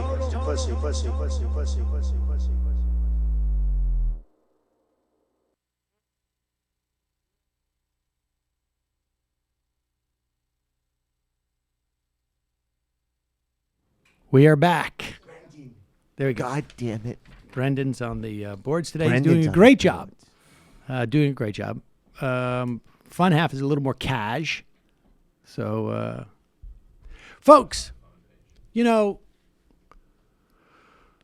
a lot of people said, you know, at least Stephen Moore, sitting on the Fed, a completely unqualified, self-professed, high, steep learning curve type of guy when it comes to the Fed. Monetary policy. He said that. Yeah, he said. No, I got a lot to learn. This is a guy who's jumped from job to job. I mean, this is just one of those guys. You're like, what do you really need to know though to just like set monetary policy to benefit oligarchs and corporations? I mean, there is some technical knowledge. At the very least, you want to come off like you know what you're talking about. He can't even pretend to do that. So here he is. He has walked into the lion's den, ladies and gentlemen. When you are in the late stages of a campaign, and in this case, Stephen Moore is on his own personal campaign to get on the Fed. When you need to shore up your base in the late stages of a campaign, that is an indication that you're going to lose badly. Because by the late stages of a campaign, you're reaching out. So at this point, Stephen Moore should be going on Democracy Now! To make his case to those on the left why he'd be a good Fed. Instead, he's on firing line with Margaret Hoover. If you've got to sell Margaret Hoover at this stage, you know you've got a problem. Here he is saying he may have something to apologize for in the context of a joke that maybe some people misinterpreted as being somewhat racy or racist. Another statement that keeps coming to light is a joke you made about the Obamas. Just after the election, here, I'll play it. By the way, did you see that there's that great cartoon going along, that the New York Times headline, first thing Donald Trump does as president is kick a black family out of public housing, and it has Obama leaving the White House. I mean, I just love that one. It's just a great one. So, that is a joke I always made about, Obama lives in, the president lives in public housing, but I didn't mean it like a black person did. I just meant that, being in the White House, for example, when I was working with a lot of women and families who were involved in the education voucher program, here in D.C., and people would say, well, and these were blacks who would say, why does Barack Obama get to send his kids to any school that he wants to and we can't? And they say he lives in public housing, and it was just kind of a joke, and that was the optics, though, the conservative white man talking about kicking a black man out of public housing have a particular resonance, especially in this moment. Yeah. So I shouldn't have said it. Again, you go back 30 years, you're going to be able to find clips over and over and over again about me. I have a long paper trail. I mean, there's no question about it. And I pause it. I would just remind people that was actually not on paper. That was actually just he said it at on a stage, actually, in front of a podium. Yeah. And it wasn't actually. You didn't have to go back 30 years. I can only imagine what Stephen Moore was saying about black people 30 years ago. This was all the way back in 2016 when my son, who's 6, could tie his shoes. Should have said it. He probably doesn't even understand that joke is at Trump's expense, right? Like, he is saying it in a racist way to be racist, but actually, it's bad to kick families out of public housing. I literally, I know. Okay, you're Stephen Moore. I know the origin of that joke. Years ago, there was a Trump roast on Comedy Central. They used to do, broadcast these roasts, and Trump was totally fine, and everybody did the same. Like, he's got so many wives in his hair, and he's just like, oh, you know what, good roast. And then Snoop Dogg came out, and this was in 2011. So it was, it was disgusting as this was happening to begin with. But Snoop Dogg said, why shouldn't he run for president? It wouldn't be the first time he kicked a black family out of their homes. Right. That was the joke, and Trump did not like that. Continue. So I shouldn't have said it. Again, you go back 30 years, you're going to be able to find clips over and over and over again about me. I have a long paper trail. I mean, there's no question about it. And I say things that are kind of jokes that if people want to pick them apart, then I probably won't, get on the Federal Reserve Board. I think that might be the case, actually. If you dig up all of my racist jokes, I might not be on the bed. I suspect that part of the reason why you're there on firing line is to prevent that from happening, actually. A little bit unfortunate. But look, folks, I've made the case many times in the past that racists and misogynists don't see themselves in two separate categories. They don't go like, I'm a double threat. I'm racist and misogynist. They just go, I just don't like people who aren't white guys. And so let's check in a little bit later in that interview. Maybe it was a little bit earlier with Margaret Hoover, where Stephen Moore is explaining, some of the things he said that maybe misinterpreted in some way about women. There should be a statute of limitations on saying stupid things, and I've said some pretty stupid things. Okay, so let's go to one of them. Right. Let me play it. Pause it. I love the fact. I love the fact that she's sitting there laughing. It's true. It's true. You have said some stupid things. Let's play this one we have queued up for you right now. Okay, so let's go to one of them. Right. Let me play it. It's not a good thing that black women are making more than black men today. In fact, the male needs to be the breadwinner of the family, and one of the reasons I think you've seen the decline of the family, not just in the black community, but also it's happening now in the white community as well, is because women are more economically self-sufficient. So let me kind of explain what I was saying there. And go back just a little bit. Like, every sentence out of this guy's mouth is so precious when he's trying. Let me try and explain what I said there. Now, this is, to be fair, This was all the way back in 2000. I think he's going to probably use that as the defense because, back in 2000, things were so different. I remember back in the early aughts, we had the horse-drawn carriages. You go out now in Brooklyn, it's like you could get hit by a car if you walk in the street. Well, it used to be you'd have to watch out for the horse and buggies that were there in 2000. Women are more economically self-sufficient.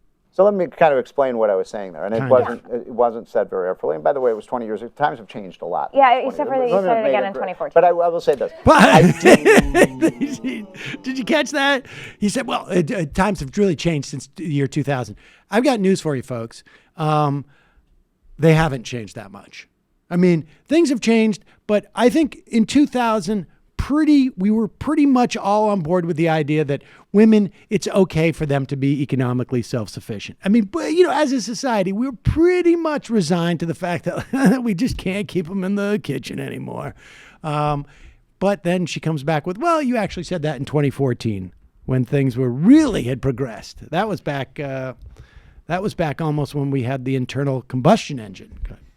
I believe one of the biggest problems with the American economy today is what has happened with male wages over the last 25 to 30 years. Women's wages have gone up, which is great. I'm for higher wages for everybody. The problem is black male and white male wages have been falling. And I do think that's a problem for our society. I think most people would agree that's a problem. The problem is that you said that the male needs to be the breadwinner. No, I shouldn't have said that. But what I am saying is that when you have male wages declining like that, they become less important in terms of the breadwinner in the family, and that can lead to family instability. We can't have societal stability if women are making more than men in the family. No. I like the direction women's wages have been going. I mean, women have made great strides. You believe that what men I'm saying need to is make more than women. Women's wages have gone like that, and males' wages have gone like that. Look at his hands. Look at his hands. Go back. Look at his. Oh my God! Are you thinking what I'm thinking?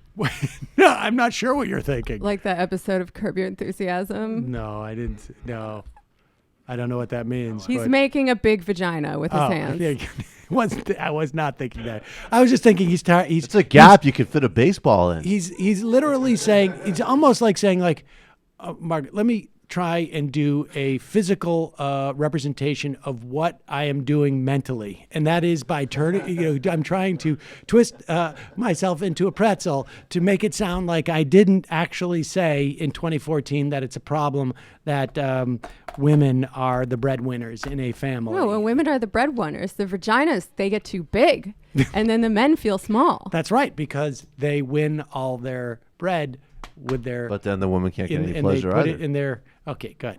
Like that, and males' wages are going like that. And yeah, I think that's a problem. Well, Stephen Moore, if... Where's the Herman Cain music? Yeah, exactly. Herman Cain is sitting back going like, I knew it. Excuse me. All I had to do was wait. And also, for what it's worth, I mean, Stephen Moore has just been on the right-wing propaganda welfare dole. Herman Cain is a successful businessman. Well, Herman Cain, to be fair, has also been on the right-wing propaganda. Absolutely, He's been doing a radio. But Stephen Moore never ran a successful pizza franchise. That's true. He didn't. I wonder I wonder if this actually, it'll be curious to see if Stephen Moore, if this ends it for Stephen Moore. If everybody's this dose of how ridiculous this dude is dropped in one moment. Ben Carson's still in charge of HUD, right? No, but Ben Carson didn't, yes, that's true. But I think Ben Carson just takes you into another world when he that guy's trying to do what he's supposed to do really badly. Ben Carson would have just been like, I did say that. And if you look at the pyramids, and then it would just be like, all right, you know what? Fine. You have a job. All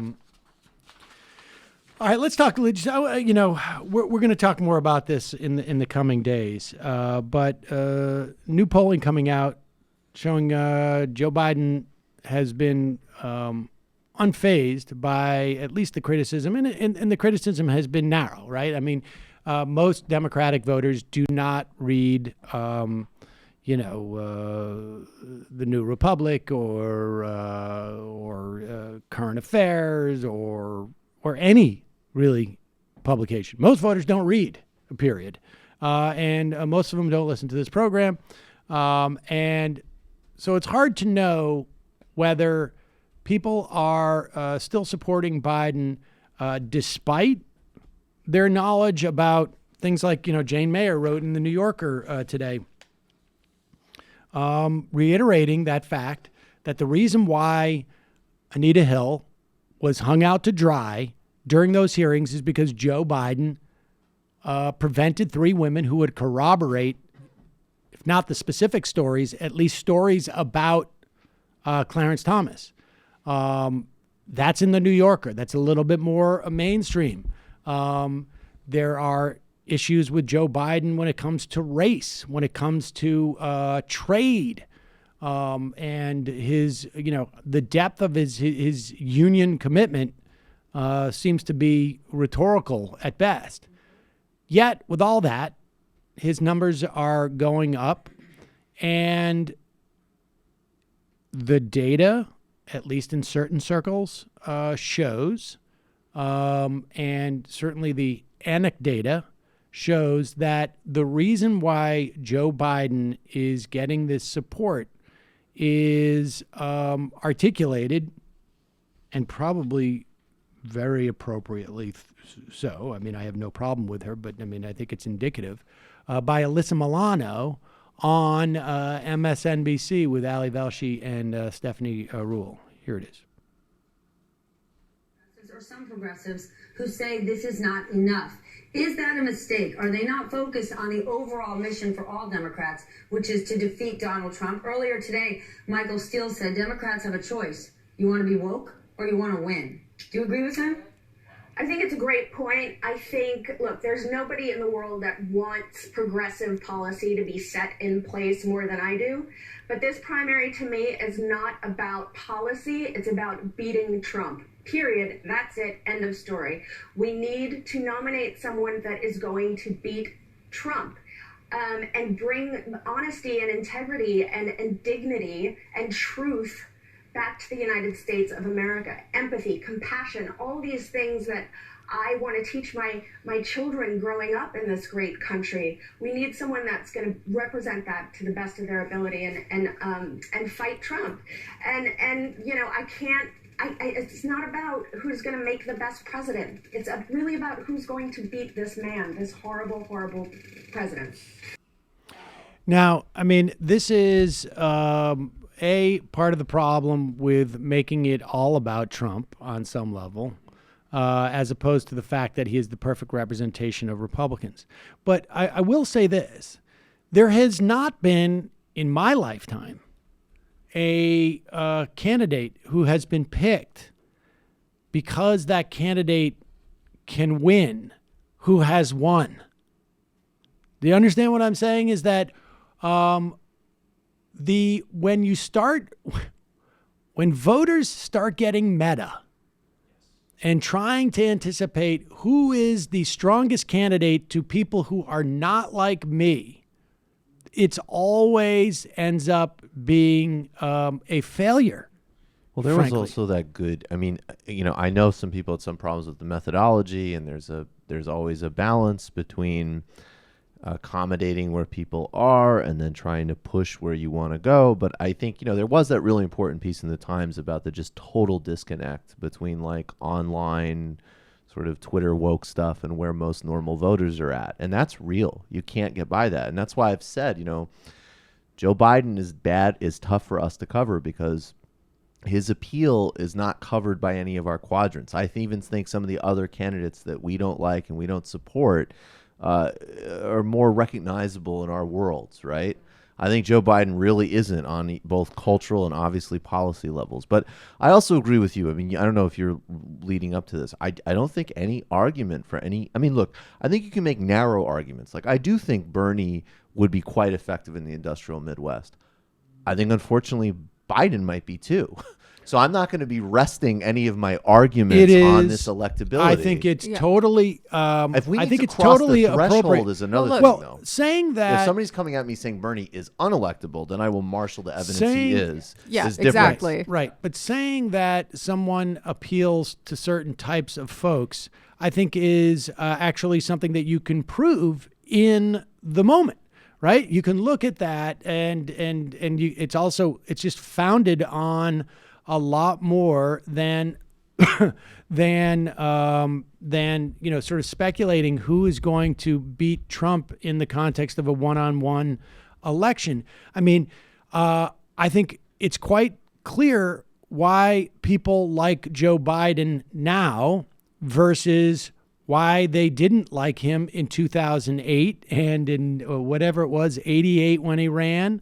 It is because he has the imprimatur of being the vice president of a president who is considered very popular, of a president who is very much in contrast to Donald Trump. There's also a sense that people have that Hillary Clinton's loss proved, and I don't know if I subscribe to this, but certainly Hillary Clinton's loss, or even had she won, I think it would, by a narrow margin, would have exposed the intensity of sexism in this country and its the comfortableness in which people have in their sexism versus their racism in many respects, I think. And yeah, the fact that there are people whose first choice is Joe Biden and second choice is Beto, or I'm sorry, people who have the first choice of Bernie and the second choice of like Beto or anybody but Warren, that proves that sexism is real. Yeah, and I also think, I think that's part of it. I think it also, shows that like the sensibility in which people are. If you look at a candidate's appeal on various different planes, that the plane in which you may find Bernie appealing on the policy level is not necessarily the same plane that somebody else would. Somebody else could just see them as being outside of the mainstream.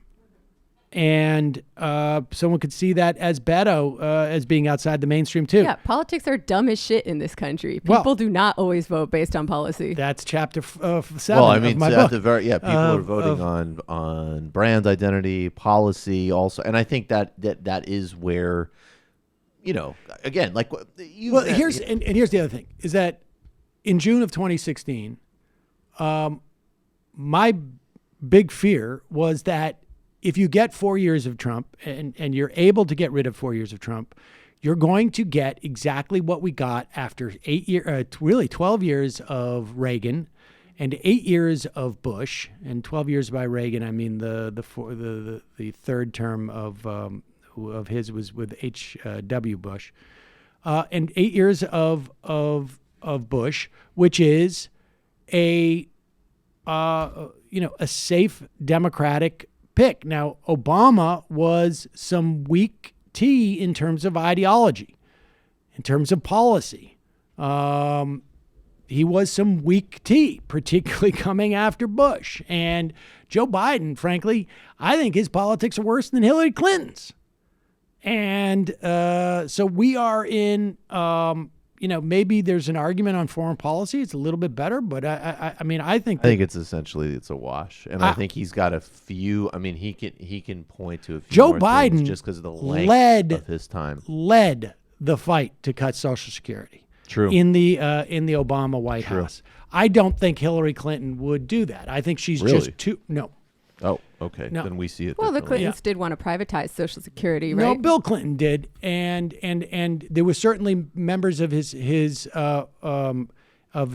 cabinet who did. But I'm also comparing Hillary Clinton to Joe Biden contemporarily. Yeah. Joe Biden, back during the Clinton administration, was trying to project basically a racist profile. So I mean, I would compare them apples to apples where they were on their trajectories. I think his politics are just really bad, and so I think I think he's super problematic. It's going to be interesting to see if over the course of a campaign, though, he doesn't he doesn't do as well. I mean, we're going to see. But what's going to happen is if these polling numbers stay up, you're going to see Harris, you're going to see Beto, you're going to see Booker, you're going to see all these people basically run either for vice president or for a cabinet position or for a higher profile in the Senate. And it's going to very quickly be a question of Biden versus Bernie and Warren. I think that's very possible. And I obviously hope that if the dynamic holds as it is now deep into the election, then Warren will back Bernie. Because I think that is going to be the choice. She should back Bernie, and he should make her his running mate. You're also presuming, though, that Warren doesn't pick up more from those people who fade. I'm definitely presuming that. I respect and like Warren, but I don't see it. I think Bernie, if you want... She's moving up in the polls. If you want a progressive candidate, it's Bernie's... But do you think the people who are supporting Beto and Kamala and Booker are doing that because they want a progressive candidate, or do you think that they want someone who is not... pool is most likely to, frankly, I think that probably Biden, frankly.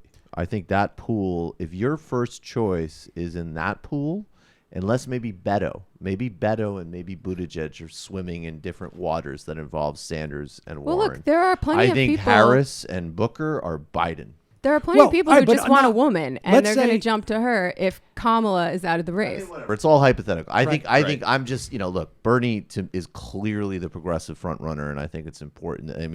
I just hope that if that dynamic holds, people will coalesce. If there's a major earth-shattering globe reversal, I would say the thing's the other way. It's just that's not what it is right now. Can I say one more thing about electability? Sure. Because, if there were strong evidence that one candidate was much, much, much more likely to beat Trump than the other candidates, I'd have to seriously take a look at that. But as of now, there's not. But if you want to look ahead to the future, to the electability in the future, I think there's an argument to be made that another crappy neoliberal centrist with politics from the Clinton era that have not changed would lead to an even more reactionary Republican winning 4 years from now. So that's what I would say to those people who are so concerned about Trump winning. Right, that's the actual argument. I've been saying, what about 2022? What about 2024? This dynamic isn't going anywhere. And even if it is, God, it doesn't even need to be worse than Trump. It could just be another Republican-dominated, look at what's happening in France. I know it's not totally analogous, but people hate Macron, and that makes a Le Pen victory that much more likely next time around. Well, I think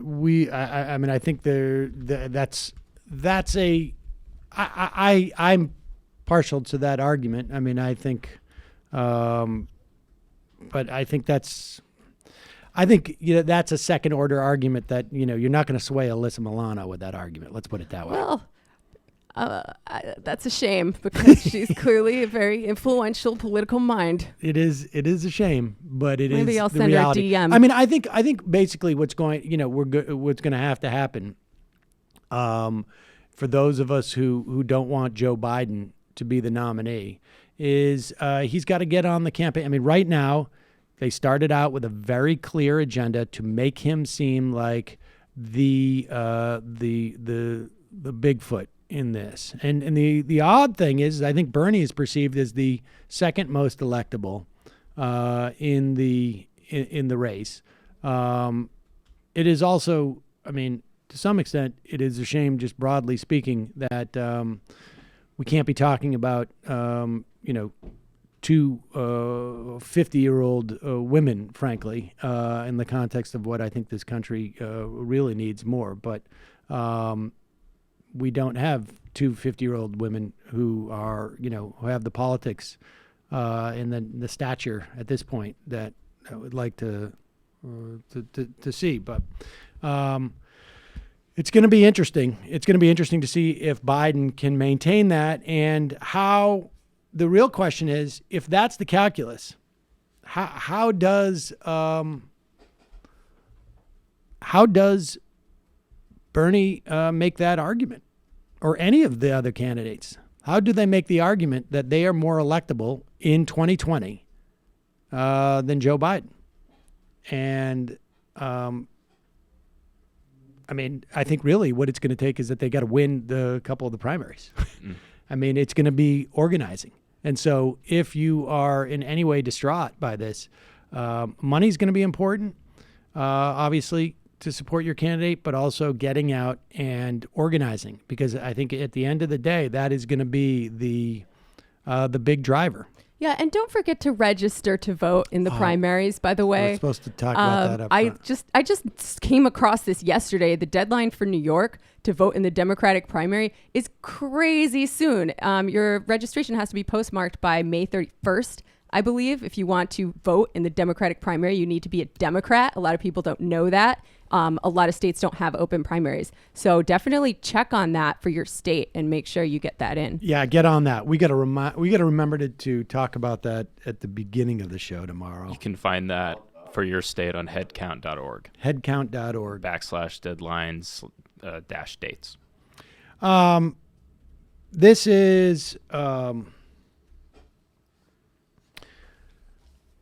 always fun. You never seen those before and after things where somebody loses a lot of weight? Well, this is one that just exposes a tremendous lack of integrity, not so much weight. Here is Mick Mulvaney with Maria Bartiromo, and he is at the Michael Milken Institute. Do you guys know who Michael Milken is? Go to jail. Yeah, he went to jail for some like junk bonds. Yeah. Yeah. Well, now he set up an institute that to do damage on society in a different way, and that is to give Mick Mulvaney and Maria Bartiromo a platform to discuss anything. And here's Mick Mulvaney explaining how about why it's important to have deficit spending on the infrastructure bill, and talking about how, deficit schmeficits. Remember, this is a Freedom Caucus guy. Mnuchin up because Mnuchin has to finance the damn thing. I worry about exogenous shocks to the system where if something happens specifically or particularly overseas that caused some type of crisis, typically we'd be able to fall back on our borrowing ability to sort of get us through that. And I don't know if you can do that when you're $22 trillion in debt.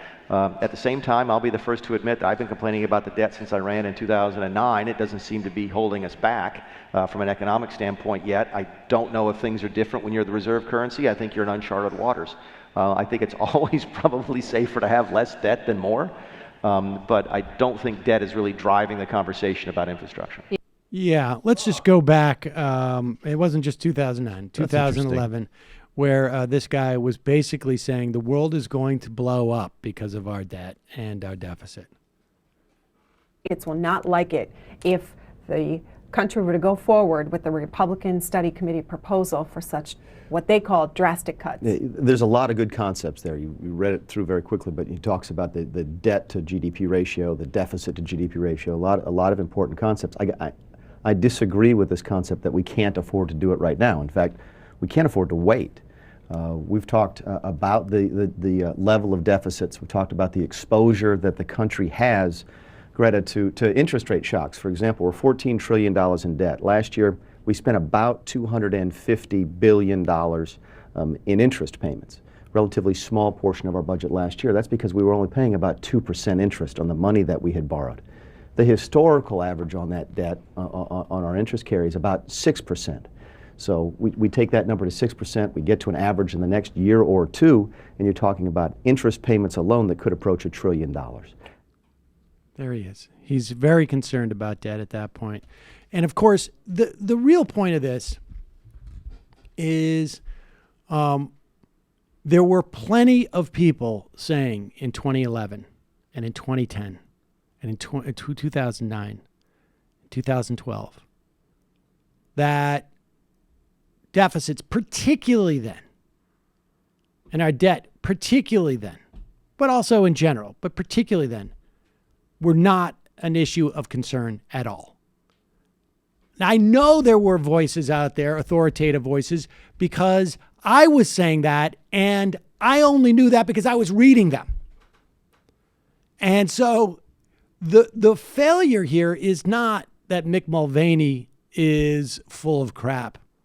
The failure is that the media would just harp on these things and would allow us as a country to believe it, to the point where you had Barack Obama saying, I'm not going to argue about the deficit hawkery. I'm just going to impose austerity. And granted, it wasn't as much austerity as they got in Europe, which is why that we're doing better than they were doing in Europe. But still, that $700 trillion, $700 billion, 770, I guess it was, $billion stimulus, 2/3 of it was tax cuts. There was just not enough money spent. And many of our problems, I think, are a function of that. But it was a failure of the media at the end of the day. I mean, just totally a failure of the media. Certainly it was knowable, because I know it was knowable because I knew it. And I did not come up with that conclusion myself. It was just a function of a lot of legitimate voices with legitimate arguments. Let's go to the phones. Calling from a 602 area code. Who's this? Where are you calling from? Hey, this is Kenny from Phoenix. Kenny from Phoenix. What is on your mind? I just kind of wanted to get you guys' thoughts on what you guys think about reparations. I know that Michael supports them. I'm just wondering how you guys think would be the best way of going about that. Like, how would that be divvied out to people that aren't necessarily of slave descent? Like Jamaican descent or people that are biracial. How would that go for them? I mean, I don't have a fully formed opinion as to the structure of that, but I suspect what you would do is like maybe you would create some type of dynamic where the number of generations that you've been in the country, or that your family, you can trace back in your country. And if not, it's like one of those things like, oh, you lost your ticket on the toll. Okay, we're going to pick some number in the middle. And that's what the deferral would be. I mean, that's probably the way that I would approach it, because,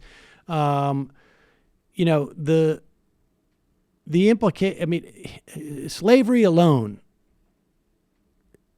did not just implicate the ancestors or the slaves and their descendants. It also implicated the structure of our society, and to the detriment of people of color in our society, black people. And so I don't.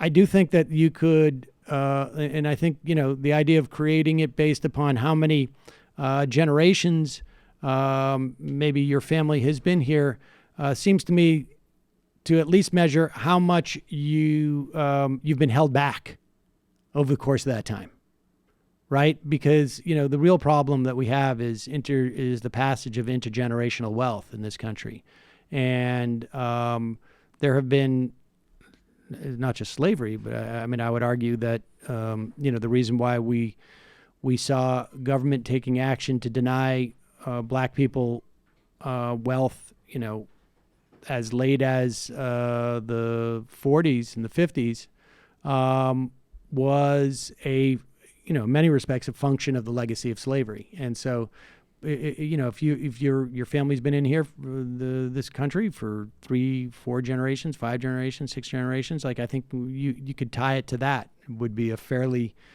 fair way of doing it. I don't know what the mechanism of, would we send a check? Would it be in the form of bonds? Would it be in the form of low-cost loans? I don't know. I think Professor Doherty, I don't have it in front of me, but he had some interesting ideas about how to actually do it in the piece. I also kind of I talked with Marissa Barrar-Darn about this, and she sort of just, I don't know, she just sort of convinced me on a level of just kind of initiating a process that would both end up, if it isn't material, like actual transfers, it wouldn't be reparations. So that absolutely has to be part of it somehow. And there is a lot of problems in how you implement it. But she also convinced me on a kind of like South African Truth and Reconciliation Commission kind of level. There's something about actually being real about our history and having that being seriously sort of like publicly discussed and documented in a way which I think is really valuable. There is very little agreement on the left right now on what reparations should look like and if it's a good idea politically right now. And I haven't come down with a strong opinion either way, but I have been a little concerned about privileging people who can prove their family history over people who can't, and B, like anytime the government creates some essentializing definition of race, that seems like dicey territory. However, the harms were done based on an essentializing definition of race enforced by the government. So it seems like it might be kind of unfair now to be like, oh, but we don't do that anymore. I think for leftists, the question is how to balance reparations, race-targeted reparations with universal programs, because we need to do both of those things. There are folks like Adolph Reed who believe that universal programs would achieve the same things that reparations are trying to achieve in terms of lifting people up economically, because Black people in particular are disproportionately disadvantaged in this country. But yeah, he documents, if you implemented even a super basic Sanders style program, it would be the largest wealth transfer along racial lines in American history. So anybody who uses it, I mean, on the other hand, mainstream Democrats and people like David Brooks who are using this rhetoric to undermine Sanders, that's totally cynical and needs to be destroyed and rejected. Bill Fletcher Jr. and Adolph Reed had a debate about this. I think they actually published a book together, which I'm going to look at. Oh, interesting. Yeah, I mean, Two of my main I'm open to the arguments and certainly to having the conversation. And yeah, on what and Michael just said, and yeah, it's all about ideas. Brianna Joy Gray published a pretty good thing in The Intercept recently about how reparations have to be more than a symbol or a cudgel against certain candidates. Definitely. Let's go to the phones. Calling from an 818 area code. Who's this? Where are you calling from? Hi, Sam. This is Dave from Jamaica. Dave from Jamaica. Can you hear me? Yes. What's happening, Dave? Yes. All right. I was going to ask about, in the case, I think people are saying that we shouldn't really panic about these polls just yet, like give them a week or two, see if they stabilize. But that aside, we do know not everybody does. Most people worldwide don't vote on policy. It's more of, it's kind of like a personal connection with whoever they're voting for. So what do you think Bernie can do or is doing that can chip away at Biden's lead? Because I'm of the belief Biden will implode himself. I tend to believe that that's the case too. I mean, I don't think this is straight just personal attributes, because the sort of the crosstabs of some of the polls that I've read suggest that people don't even necessarily think he would be a great president. They just think he can win. And I'm sure there's also support out there that is just like, I like him. He's a good, he's a guy's guy. I think Sanders has to continue to do what he's doing, and I think and hope that Biden makes some missteps. I think organizing. I mean, at the end of the day, it's like it's all well and good in terms of polling, but if you can bring out. Let me put it this way. The day after every election, there's always a race or two where it's like the challenger, one of the candidates had a number that they had to hit in terms of votes that they anticipated would get them a win, and they hit that number. It's just that the person they were running against won with an even bigger number. Do you understand what I'm saying? Like when candidates go into a race, they don't just say, we've got to get more votes than the other guy. They come up with a number based upon what history has shown them in a specific district. If you get 140,000 votes, you're going to win. So instead of like going out there, figure out where you're going to get those 140,000 votes. sometimes they get those 140,000 votes, but it turns out like the person they're running against got 180,000, which is just crazy. So the idea is, my point is that there's only so much messaging that Bernie is going to do, or that any other candidate's going to do, but particularly Bernie. I mean, let's face it, the guy's been doing the same message more or less for 30 years, 40 years. He's not going to get out there and all of a sudden like there's a different pitch. It may appear different in the context of a debate when Sanders and when people start going at Joe Biden, like, hey, what you did to Anita Hill was a real problem. You should own up to that. I mean, there's a lot of people who haven't seen critique of Biden. And so the debates, I wouldn't start panicking about polls until we see a couple of debates. We'll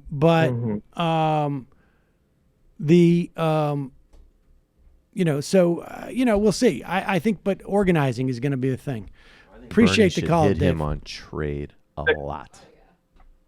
Yeah, I think TPP. I think trade. I think that actually really resonates, not just as policy, and maybe the bankruptcy stuff, not as a bill, but if they can put ads together, ironically, the ads that Newt Gingrich, that Sheldon Adelson funded to run against Mitt Romney and Bain.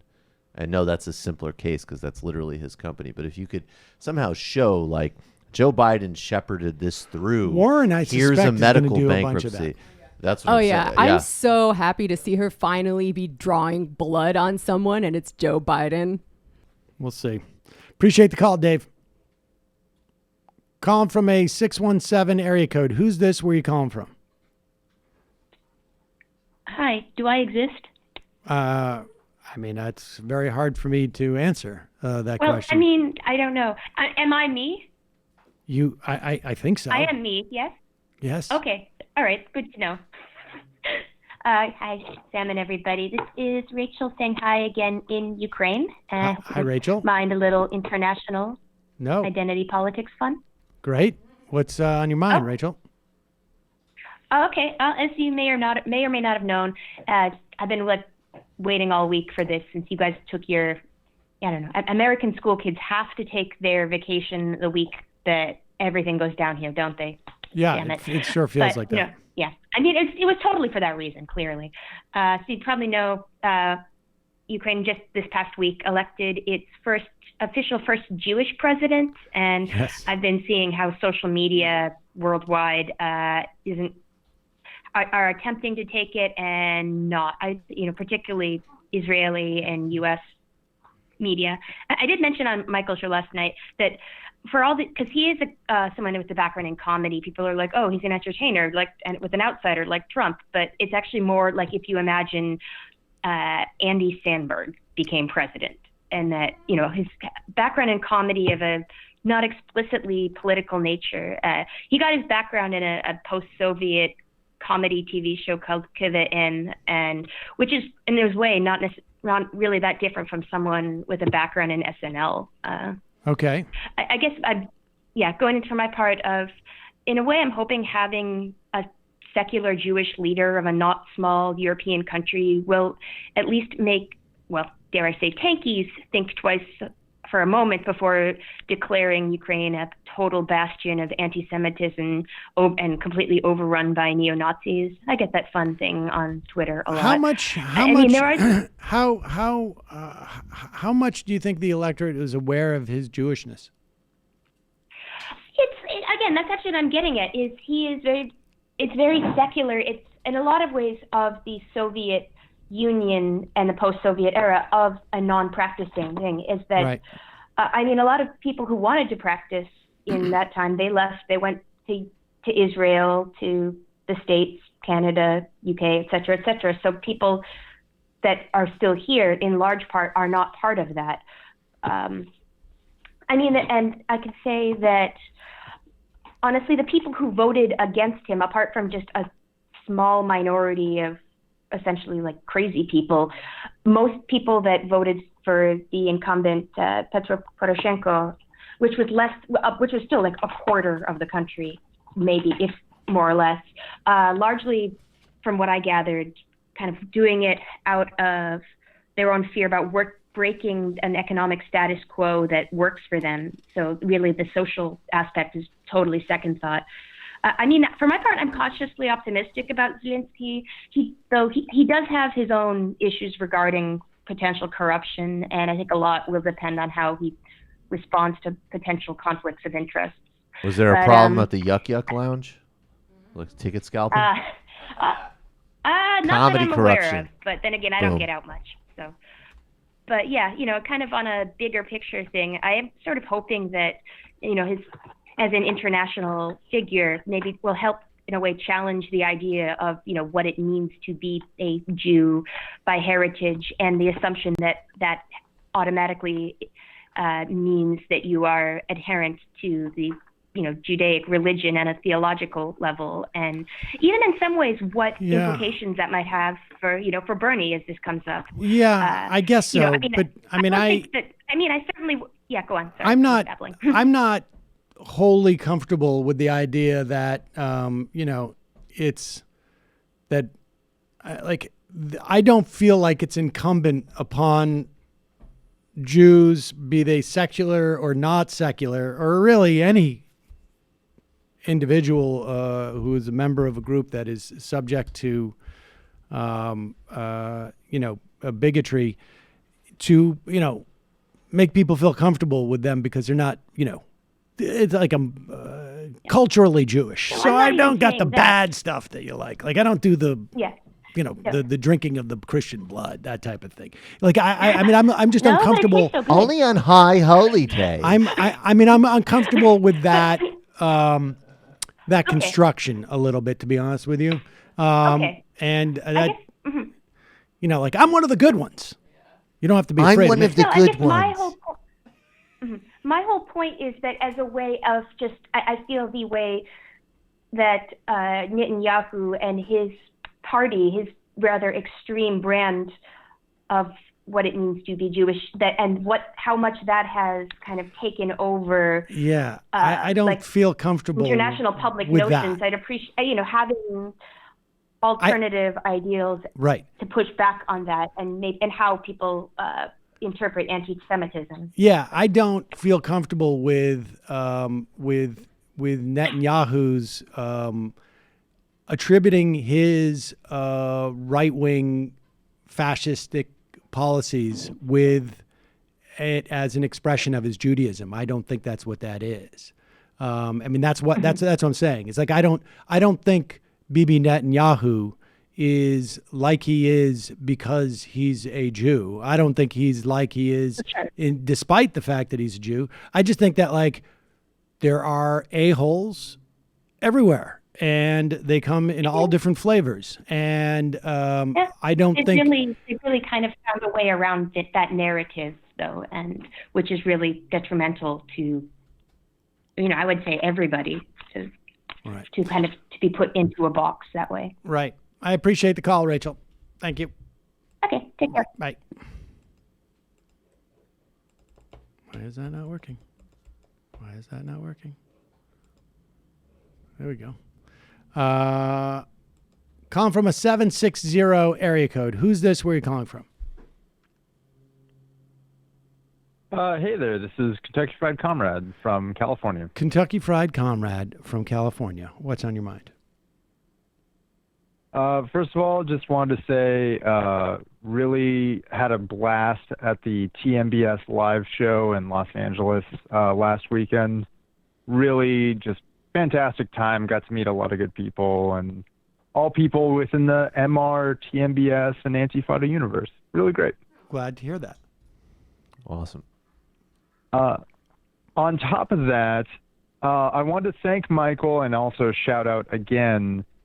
There's a really interesting opportunity in California right now. There's a bill.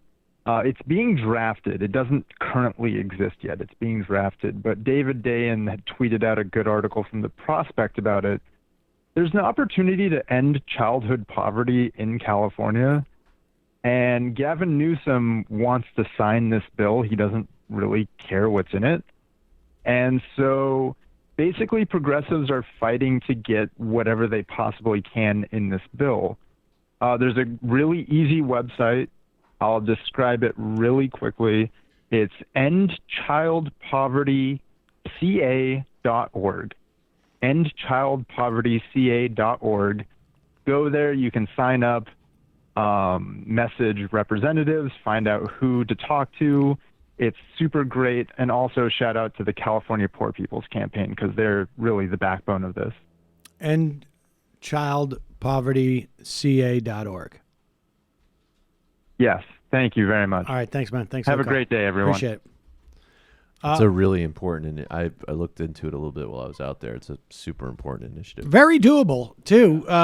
In fact, we could end poverty in this country for a couple of years worth of the defense budget if we were so inclined.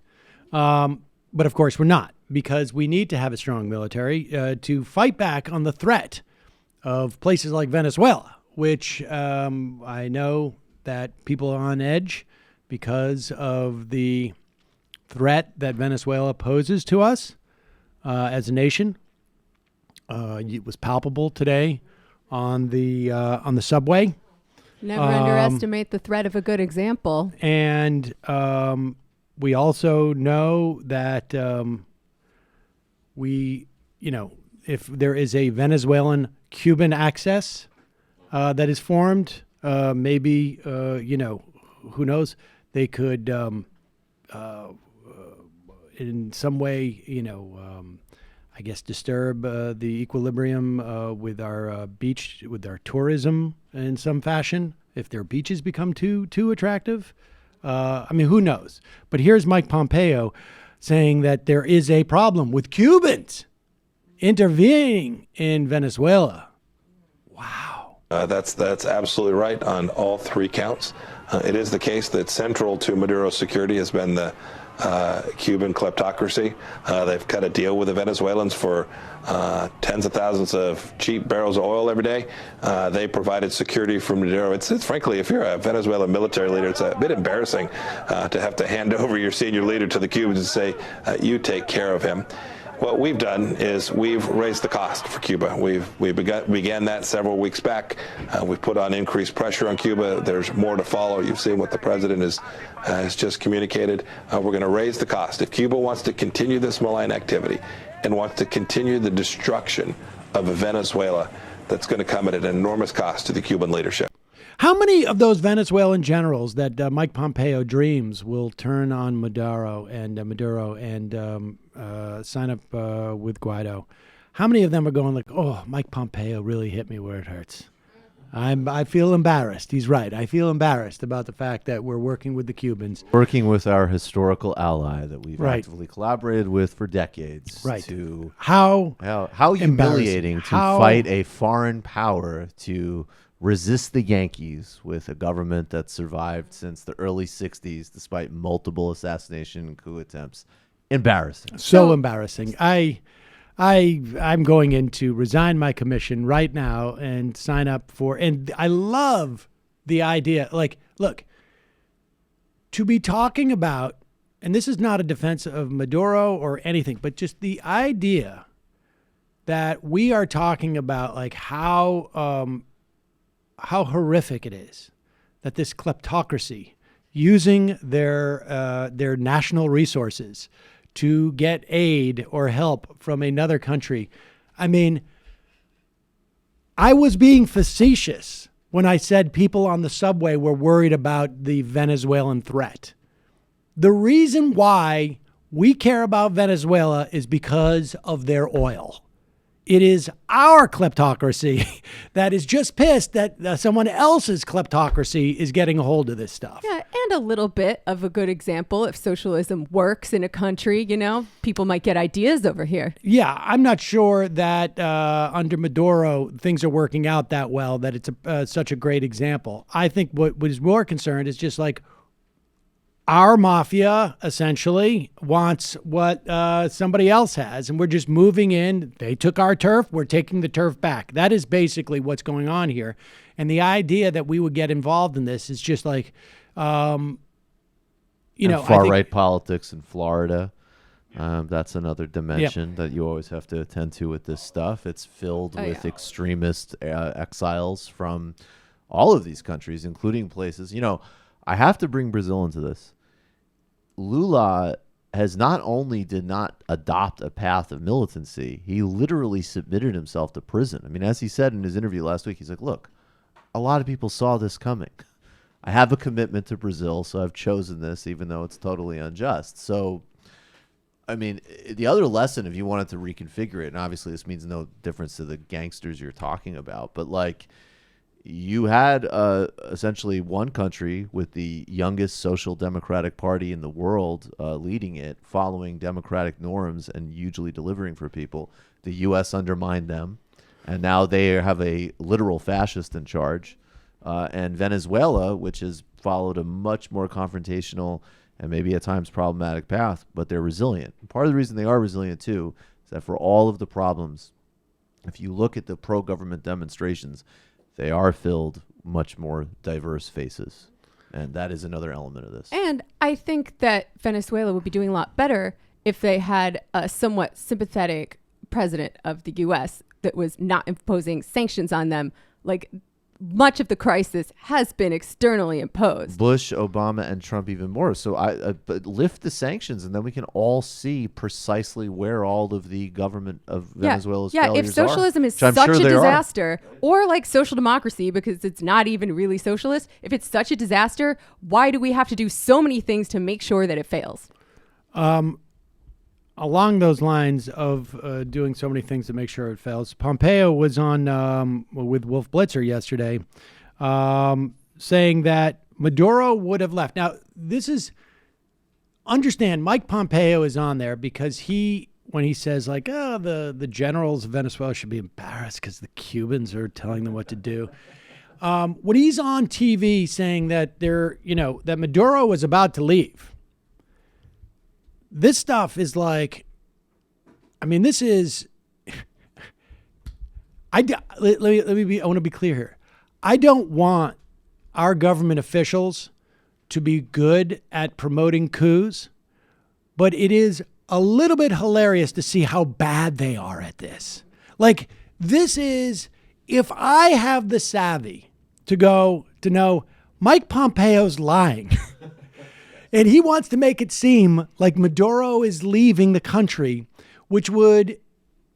that knowledge would spur members of the military to jump to Guaido because they don't want to be the last guy on the Maduro team after Maduro has left the country. They want to go in early. You see this dynamic in any political movement. You see it in campaigns. There's a reason why unions, if they think one of the candidates is going to win, they'll jump on that campaign early because they're going to give them more influence in the conversation. But it is so transparent what Pompeo's doing here that, come on, dude, go get your CIA guys at the New York Times to write an article about it or something. Like, don't be so ham-fisted as to get out there and say it on Wolf Blitzer. They're going to know you're saying it.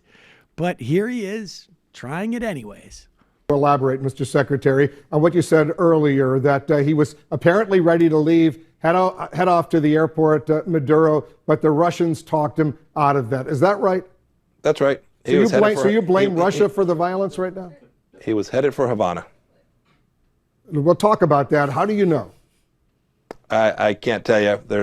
You see this. You see all the open source material that's out there. There's lots of information. We're talking to scores and scores of people on the ground, civilians, talking to folks in the military, we're talking to opposition leaders, many, many conversations that have given us every indication that the fact that Maduro's plane was parked on the tarmac and he was preparing himself to depart is a fact. So wait, go back. I mean, every indication that it was a fact. I mean, he's fabricating this from whole cloth. And it is so naked. Like, this is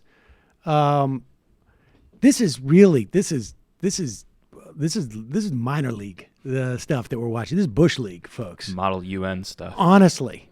But here's the weird part.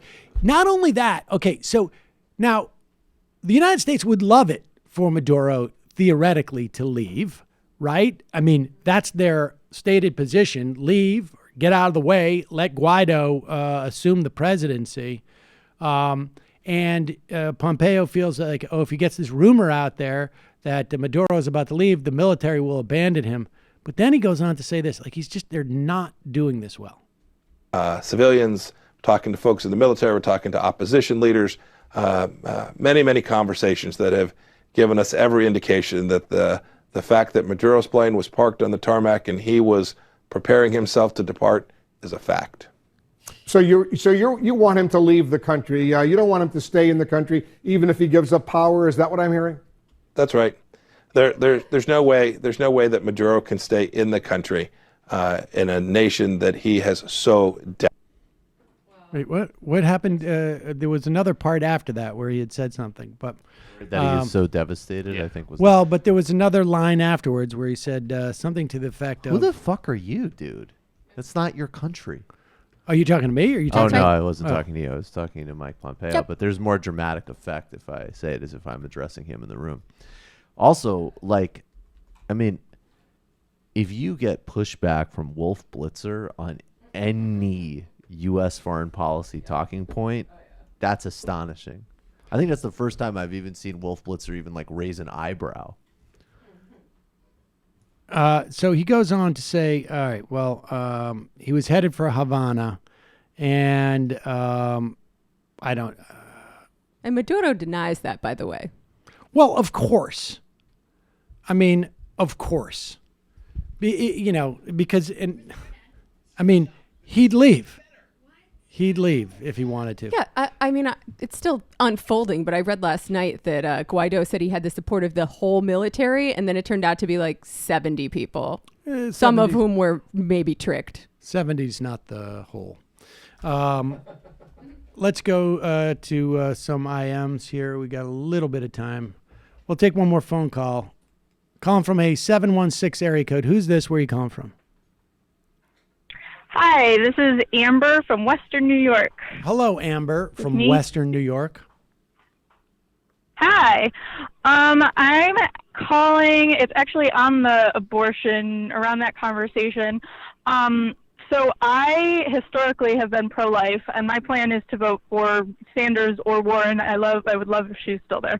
And I'm just trying to figure out, so with my friends and it just on a broader appeal level with the worry that the subject of abortion will reelect Trump, what space there is for appealing to people who are more on the lean pro-life. I mean, I remember a conversation you guys had with someone a couple of weeks ago talking about how a lot of black voters tend to be more conservative in that element and everything, without asking people to, obviously on the pro-choice side, to compromise their position. I don't know how much space there is for those arguments. I mean, how much space do you think there is? I mean, my sense is that look, there's been attempts in the past. In fact, Hillary Clinton, back in 2004 or somewhere around there, 2003, was attempting to soften Democratic rhetoric and maybe position when it comes to abortion rights. And frankly, I think it's just one of those things that is just intractable, hard to reconcile. Yeah, and I think I think you're right. Abortion, if not directly, certainly via proxy with that open Supreme Court seat, brought in a lot of support for Trump that wouldn't otherwise be there. The only thing I can say at this point is that maybe that can be mitigated by the fact that it's 5-4 and it's going to be 5-4. I mean, maybe it changes if Clarence Thomas gets hit by a bus 3 weeks before the election. But aside from that, I mean, I think, largely this, and obviously it's going to be played up, but I just don't know that there is something to neutralize there. I just don't know what you would say that would be satisfying to someone who is, a lot of the people, will say the rhetoric that essentially like, no one likes abortions, but it should be, or right. I personally am not in favor of abortion, right. But from a lot, and I don't use that kind of rhetoric because, right. I mean, nobody likes tonsillectomies either, frankly, but they're important and they're helpful to people. And and so, but if I wouldn't not. I'm mostly just hoping that the broader moral appeals that have to do with Trump and even like other pro-life things and like you're saying, like lowering the number of abortions and more progressive policies that work towards that, and then just things like the putting kids in cages and things like that will help overwhelm that for some people, the abortion issue, and be able to vote progressively based on that. I have a few thoughts on this. So first of all, you could, I mean, I don't know if this is going to work on most people, but you can argue against the actual belief that people have that abortion is murder. Maybe some people will change their minds. Most people probably won't. But I think the idea of skepticism of certain religious beliefs is something that the left has ceded too readily to assholes like Sam Harris, and we need to take it back. That's probably not going to work on most people, but maybe. Also, I mean, you can make the case that abortions are going to happen no matter what. There are going to be desperate people who don't want to be pregnant anymore. The difference that the legality makes is it going to be safe or is it going to be dangerous? So you can argue along those lines. And I think, frankly, the element of miscarriage and the scrutiny that can go to that can get to a lot of people. There's a lot of, miscarriage happens to a lot of people across the board, and it's something that I know a lot of people who, if you're more inclined to think of a fetus having personhood, then theoretically maybe a miscarriage can have a different kind of weight in your mind. I know that's personal and has an issue across the board anyways, but I feel like when I want to emphasize to friends that like, okay, but you had a miscarriage, and if you then on top of that had to go into like all of this scrutiny about whether you actually were secretly having an abortion and all of that. Well, let me ask you this. Were you ever a voter who voted on that issue exclusively? Yeah. You were? Yeah. And what changed your mind? Yeah. Well, there's so part of the thing is I'm not that old, so I didn't have that many elections to like dive deep. And I'm in New York, and I was an independent, so I couldn't vote in any of the primaries. So a lot of those elections, I didn't have as much time to like dive into those things. And I figured, okay, well, this is.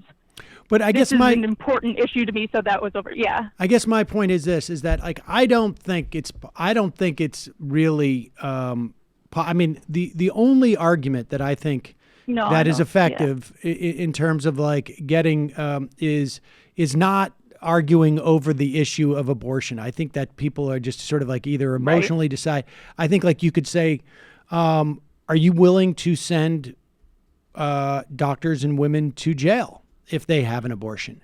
And because like that is the only way to carry out your policy. Otherwise, that's the decision that you have to make. I mean, that's what separates the sort of like, I think but beyond that, I think the only other thing you can say is like, I think the best argument, frankly, is like, look, it's already, the Supreme Court is already 5-4 and abortion rights are going to be what abortion rights are going to be. And they either get taken away or they're not. And like, some of like like my with the different networks, they get them to people anyway. Right. Well, my point is that I don't know that someone who believes that abortion should be illegal can be dissuaded of that idea. The only thing I think that can be done is that they can be convinced that that doesn't have to be your voting fulcrum. That doesn't have to be your litmus test because that is already a foregone conclusion. Now, I hope that it isn't, but the person we had on today basically said that's a done deal. Roe v. Wade is done. If not, and so that's an effective argument. It seems to me the only effective argument, at least in short to midterm, that you could make to someone who is that I'm not going to try and change your mind about abortion. I'm just going to tell you, you don't need to vote. That doesn't have to be your single issue anymore because you've already sort of won that. Well, another thing, though, that I think is important to remember with a candidate like Bernie Sanders is the left takes a much more expansive view of reproductive justice than you might hear from traditional liberals.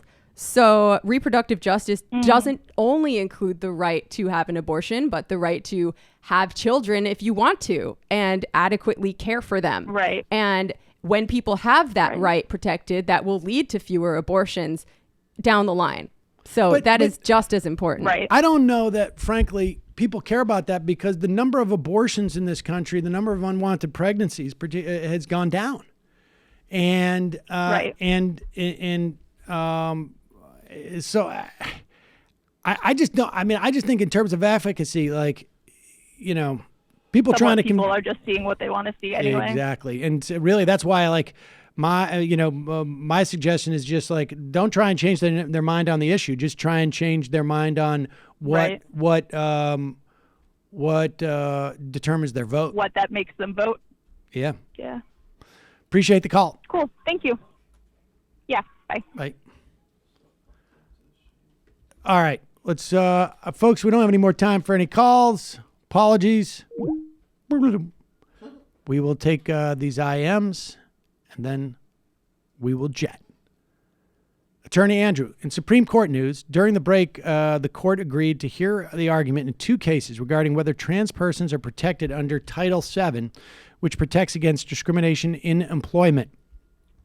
Most people don't know this, but, well, I would imagine most people, I don't know what they know about trans, but even for folks who are gay, there are some states in which you're protected, your employment and your housing is protected, but it's not federal law. Be prepared for the usual plain meaning and textualist folks to flip completely on how statutes should be interpreted here. Title VII prescribes discrimination because of sex. Pretty clear that if you discriminate against someone for literally not conforming to their biological sex, you are discriminating because of sex. But you will come to learn from the likes of Alito and Gorsuch that the congresspersons who passed Title VII did not anticipate this application, and so trans persons shouldn't be protected. And the reason why that type of reading is so transparently flawed is that the founders of this country also did not anticipate like airline travel or phones or cell phones. What they're writing their opinions on. So the idea that privacy should not extend to the phones because, well, they didn't know what phones were. They didn't have phones. So sorry. We predicted it and didn't want it. Secret identity politics. Every time I've spoken with someone who's pro-life, they abandon the question of whether or not the fetus is viable or the idea of personhood when pressed on policy or medical science or the fact that nobody cared in this country until the 1970s. They pivot to personal responsibility. See, this is the thing. It's about shaming and terrorizing. It is about, I mean, now I don't think this caller shares that. Not the caller. But the vast majority of people who are going to vote because they're anti-abortion, it is so bound up in a notion of women's role in society and in the family that the abortion thing is simply symptomatic of a notion that women should not have the ability to go and have sex whenever they want without consequence. Like that dynamic, the idea that you could have sex without consequence if you're a woman is so bound up in the idea that women should be submissive and suppressed in society that it's that formula that is at issue here. Well, it's not always an either or proposition, too. I think it's a combination of religious beliefs and patriarchy, which can't really be disentangled from each other. But there are plenty of good faith people like our caller who just hold a certain religious belief that it's murder. And it's really, really hard to change someone's mind. I mean, if I believed it was murder, I would also vote with that as a very top priority. Like, it logically follows. And like, we argue with people all the time to try to change their opinions on all sorts of different things. I just feel like this one shouldn't be off the table for whatever it might do. I know maybe I think one person who fits this bill where they have some, pretty strong moral objections to abortion, but like they vote Democratic and left, and they're already way on board with the social insurance prevents abortions argument, and that's like where they're coming from. So I even wonder, like in their case, it really is shaped by a pretty strong moral conviction and not like feelings about women, and they're already flipped by that argument. Yeah, well, that's where folks like Elizabeth Brunig come in handy. She's a legend. Depressive regressive. You guys haven't mentioned my spiritual leader, Marianne Williamson. What a weird world. Deadbeat dad. I like Marianne Williamson. Deadbeat dadism. It's terrifying how little lots of people care about policy and who they vote for. I've repeatedly explained to my parents all of Biden's policy problems, and they agree with me on all the arguments and then say, but we're still supporting Biden because we like him and we've supported him in past primaries, and it would feel like betraying him. Well, they are in the minority, just statistically speaking, if they supported him in past primaries. I can assure you. All of like the 300 people in Iowa? Michael, we haven't heard from Kofi Annan in a while. What is his thoughts on the Mueller report? Robert Barr is lying. The whole thing is a cover-up for the deep Russian state. Get Marcy Wheeler on again. Sam, why do you not cover this more? You might as well be Michael Tracy yourself. Do you think, JJ Cool, do you think that the president, backed by the Senate, the Supreme Court, the Republican Party, the corporate media, billionaires, would be able to defend himself without independent journalists like Michael Tracy standing up for him? Do I think he would be able to defend himself without? Yeah, I do. I don't think Michael Tracy is the determining factor. Cheeto and chief. I actually think that that Michael Tracy is just simply riding. Well, I have no idea. Have you heard of the third Mueller report? It is hidden in the Lincoln Memorial. It will be released after the Iowa caucuses, and then Donald Trump will be arrested by a secret tribunal. Follow Louise Mensch on Twitter. A Square. Bill Mitchell thought that what was going to happen is that that Mueller was going to come out and arrest Hillary Clinton. Exactly. Still in the fucking wax. Sam, another great A Square. Sam, another great interview yesterday and today, but what I appreciate of today's was the analysis and strategy to fight what is surely coming. Her point about people with privilege, including women, no longer need to get an abortion. The front lines bears repeating. I wish she would have discussed some of the intersectional issues involved. For many in the religious right, this issue is about white women not reproducing and thus race. Yes. Space Bear. Alex Seitzwald this morning on the Bill Press Show furthered this ridiculous idea that Biden is the only candidate talking about Trump. Biden isn't talking about policy. That doesn't make fighting Trump his lane. Everyone is in that lane. Bernie is very effective fighting Trump. Warren is focused on this. How long is this narrative going to stand before people realize Biden doesn't have anything real to offer? Well, I mean, I think there is some indication. I mean, certainly Bernie has been talking about Trump on the stump, and I think Michael mentioned this weeks ago, that he was talking about him more than he even anticipated he would be doing. But I don't think that I think the campaign probably should be cutting up some short videos about this and putting it out there to fight this narrative. There is some speculation that Warren's bump in the polls, and in one she's leading Bernie, and a couple she gained over the past couple of weeks, is a function of her talking about impeachment. And certainly this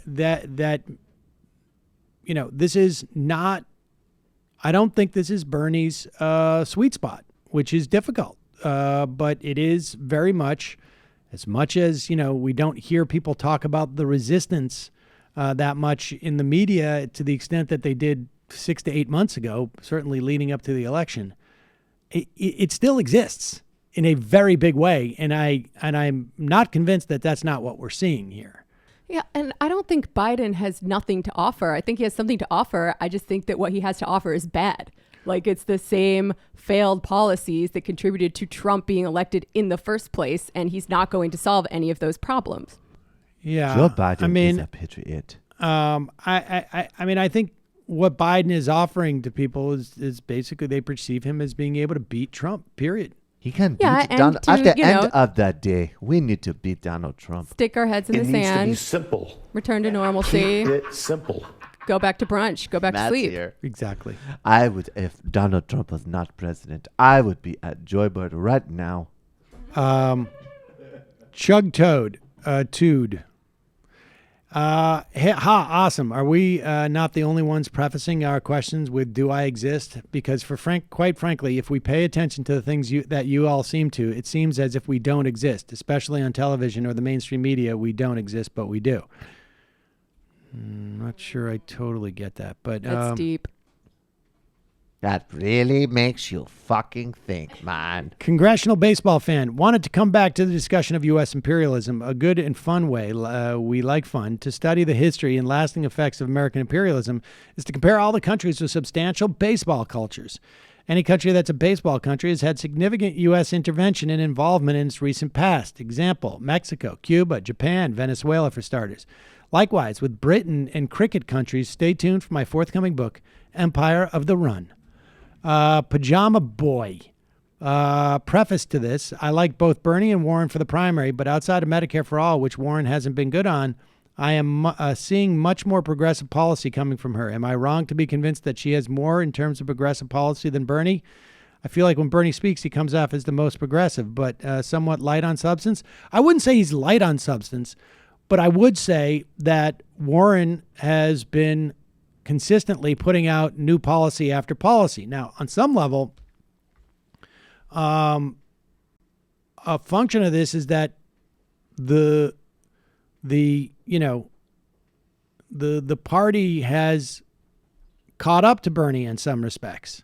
So, when he was saying free college in 2016, it was a radical idea. Elizabeth Warren comes out and says free college and debt forgiveness. When he's saying Medicare for all, some people are, part of the reason why you don't have Elizabeth Warren saying Medicare for all, I'm quite convinced, is because Bernie did. And if She did Bernie, the drug program, though. Right.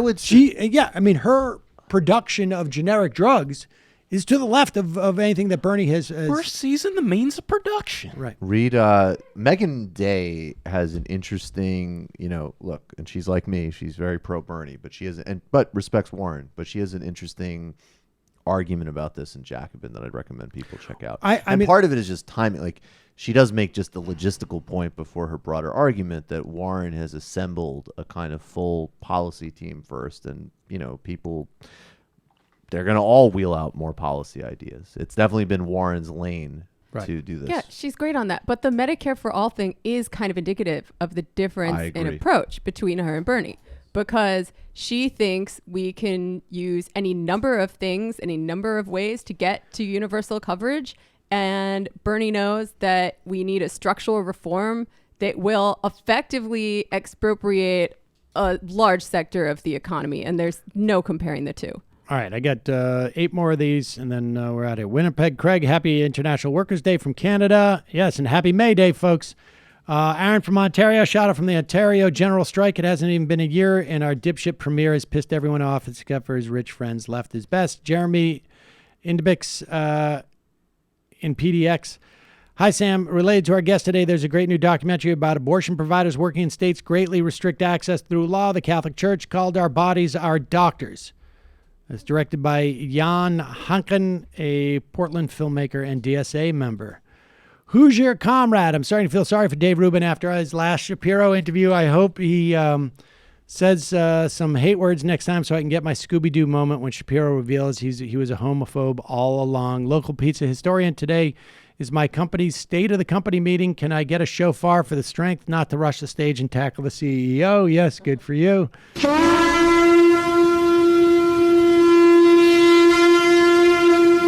Last year, he told us insurance premiums were going up because we were using our benefits too much and the pace was untenable. This was while I was in the middle fighting stage 4 cancer and still showing up every day for work for this guy telling me that my continued existence was too costly for his company. Oh, what a jack. Good for you for not rushing the stage, or not good for you. Drunk Day, like, hi Sam, related to our guest today, there's a great new documentary. Oh, yeah, I did that already. Mark Monkey TV. Hey Sam and crew, can I get a Jew horn for my grandma, Mulville Braden, who passed away this morning?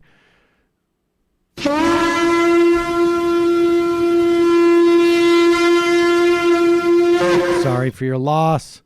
Left-handed lefty, those who sacrifice policy credibility for temporary electability will gain neither.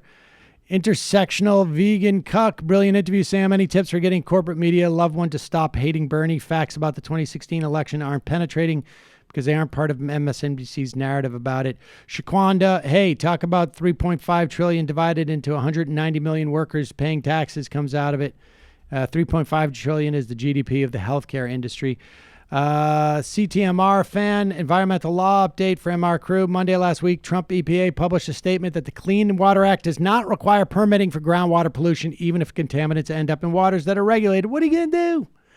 Reversing a long-held position, engaging a preemptive attack against environmental groups in a U.S. Supreme Court case known as County Maui, Hawaii versus Hawaii Wildlife Fund, which is considering this very issue. Rackham, the poll Sam cites showing that Warren is moving up, literally has 0 voters under 50 included. No benchmark shows her moving up, both of them. And I'll double check on that. And the final IM of the day.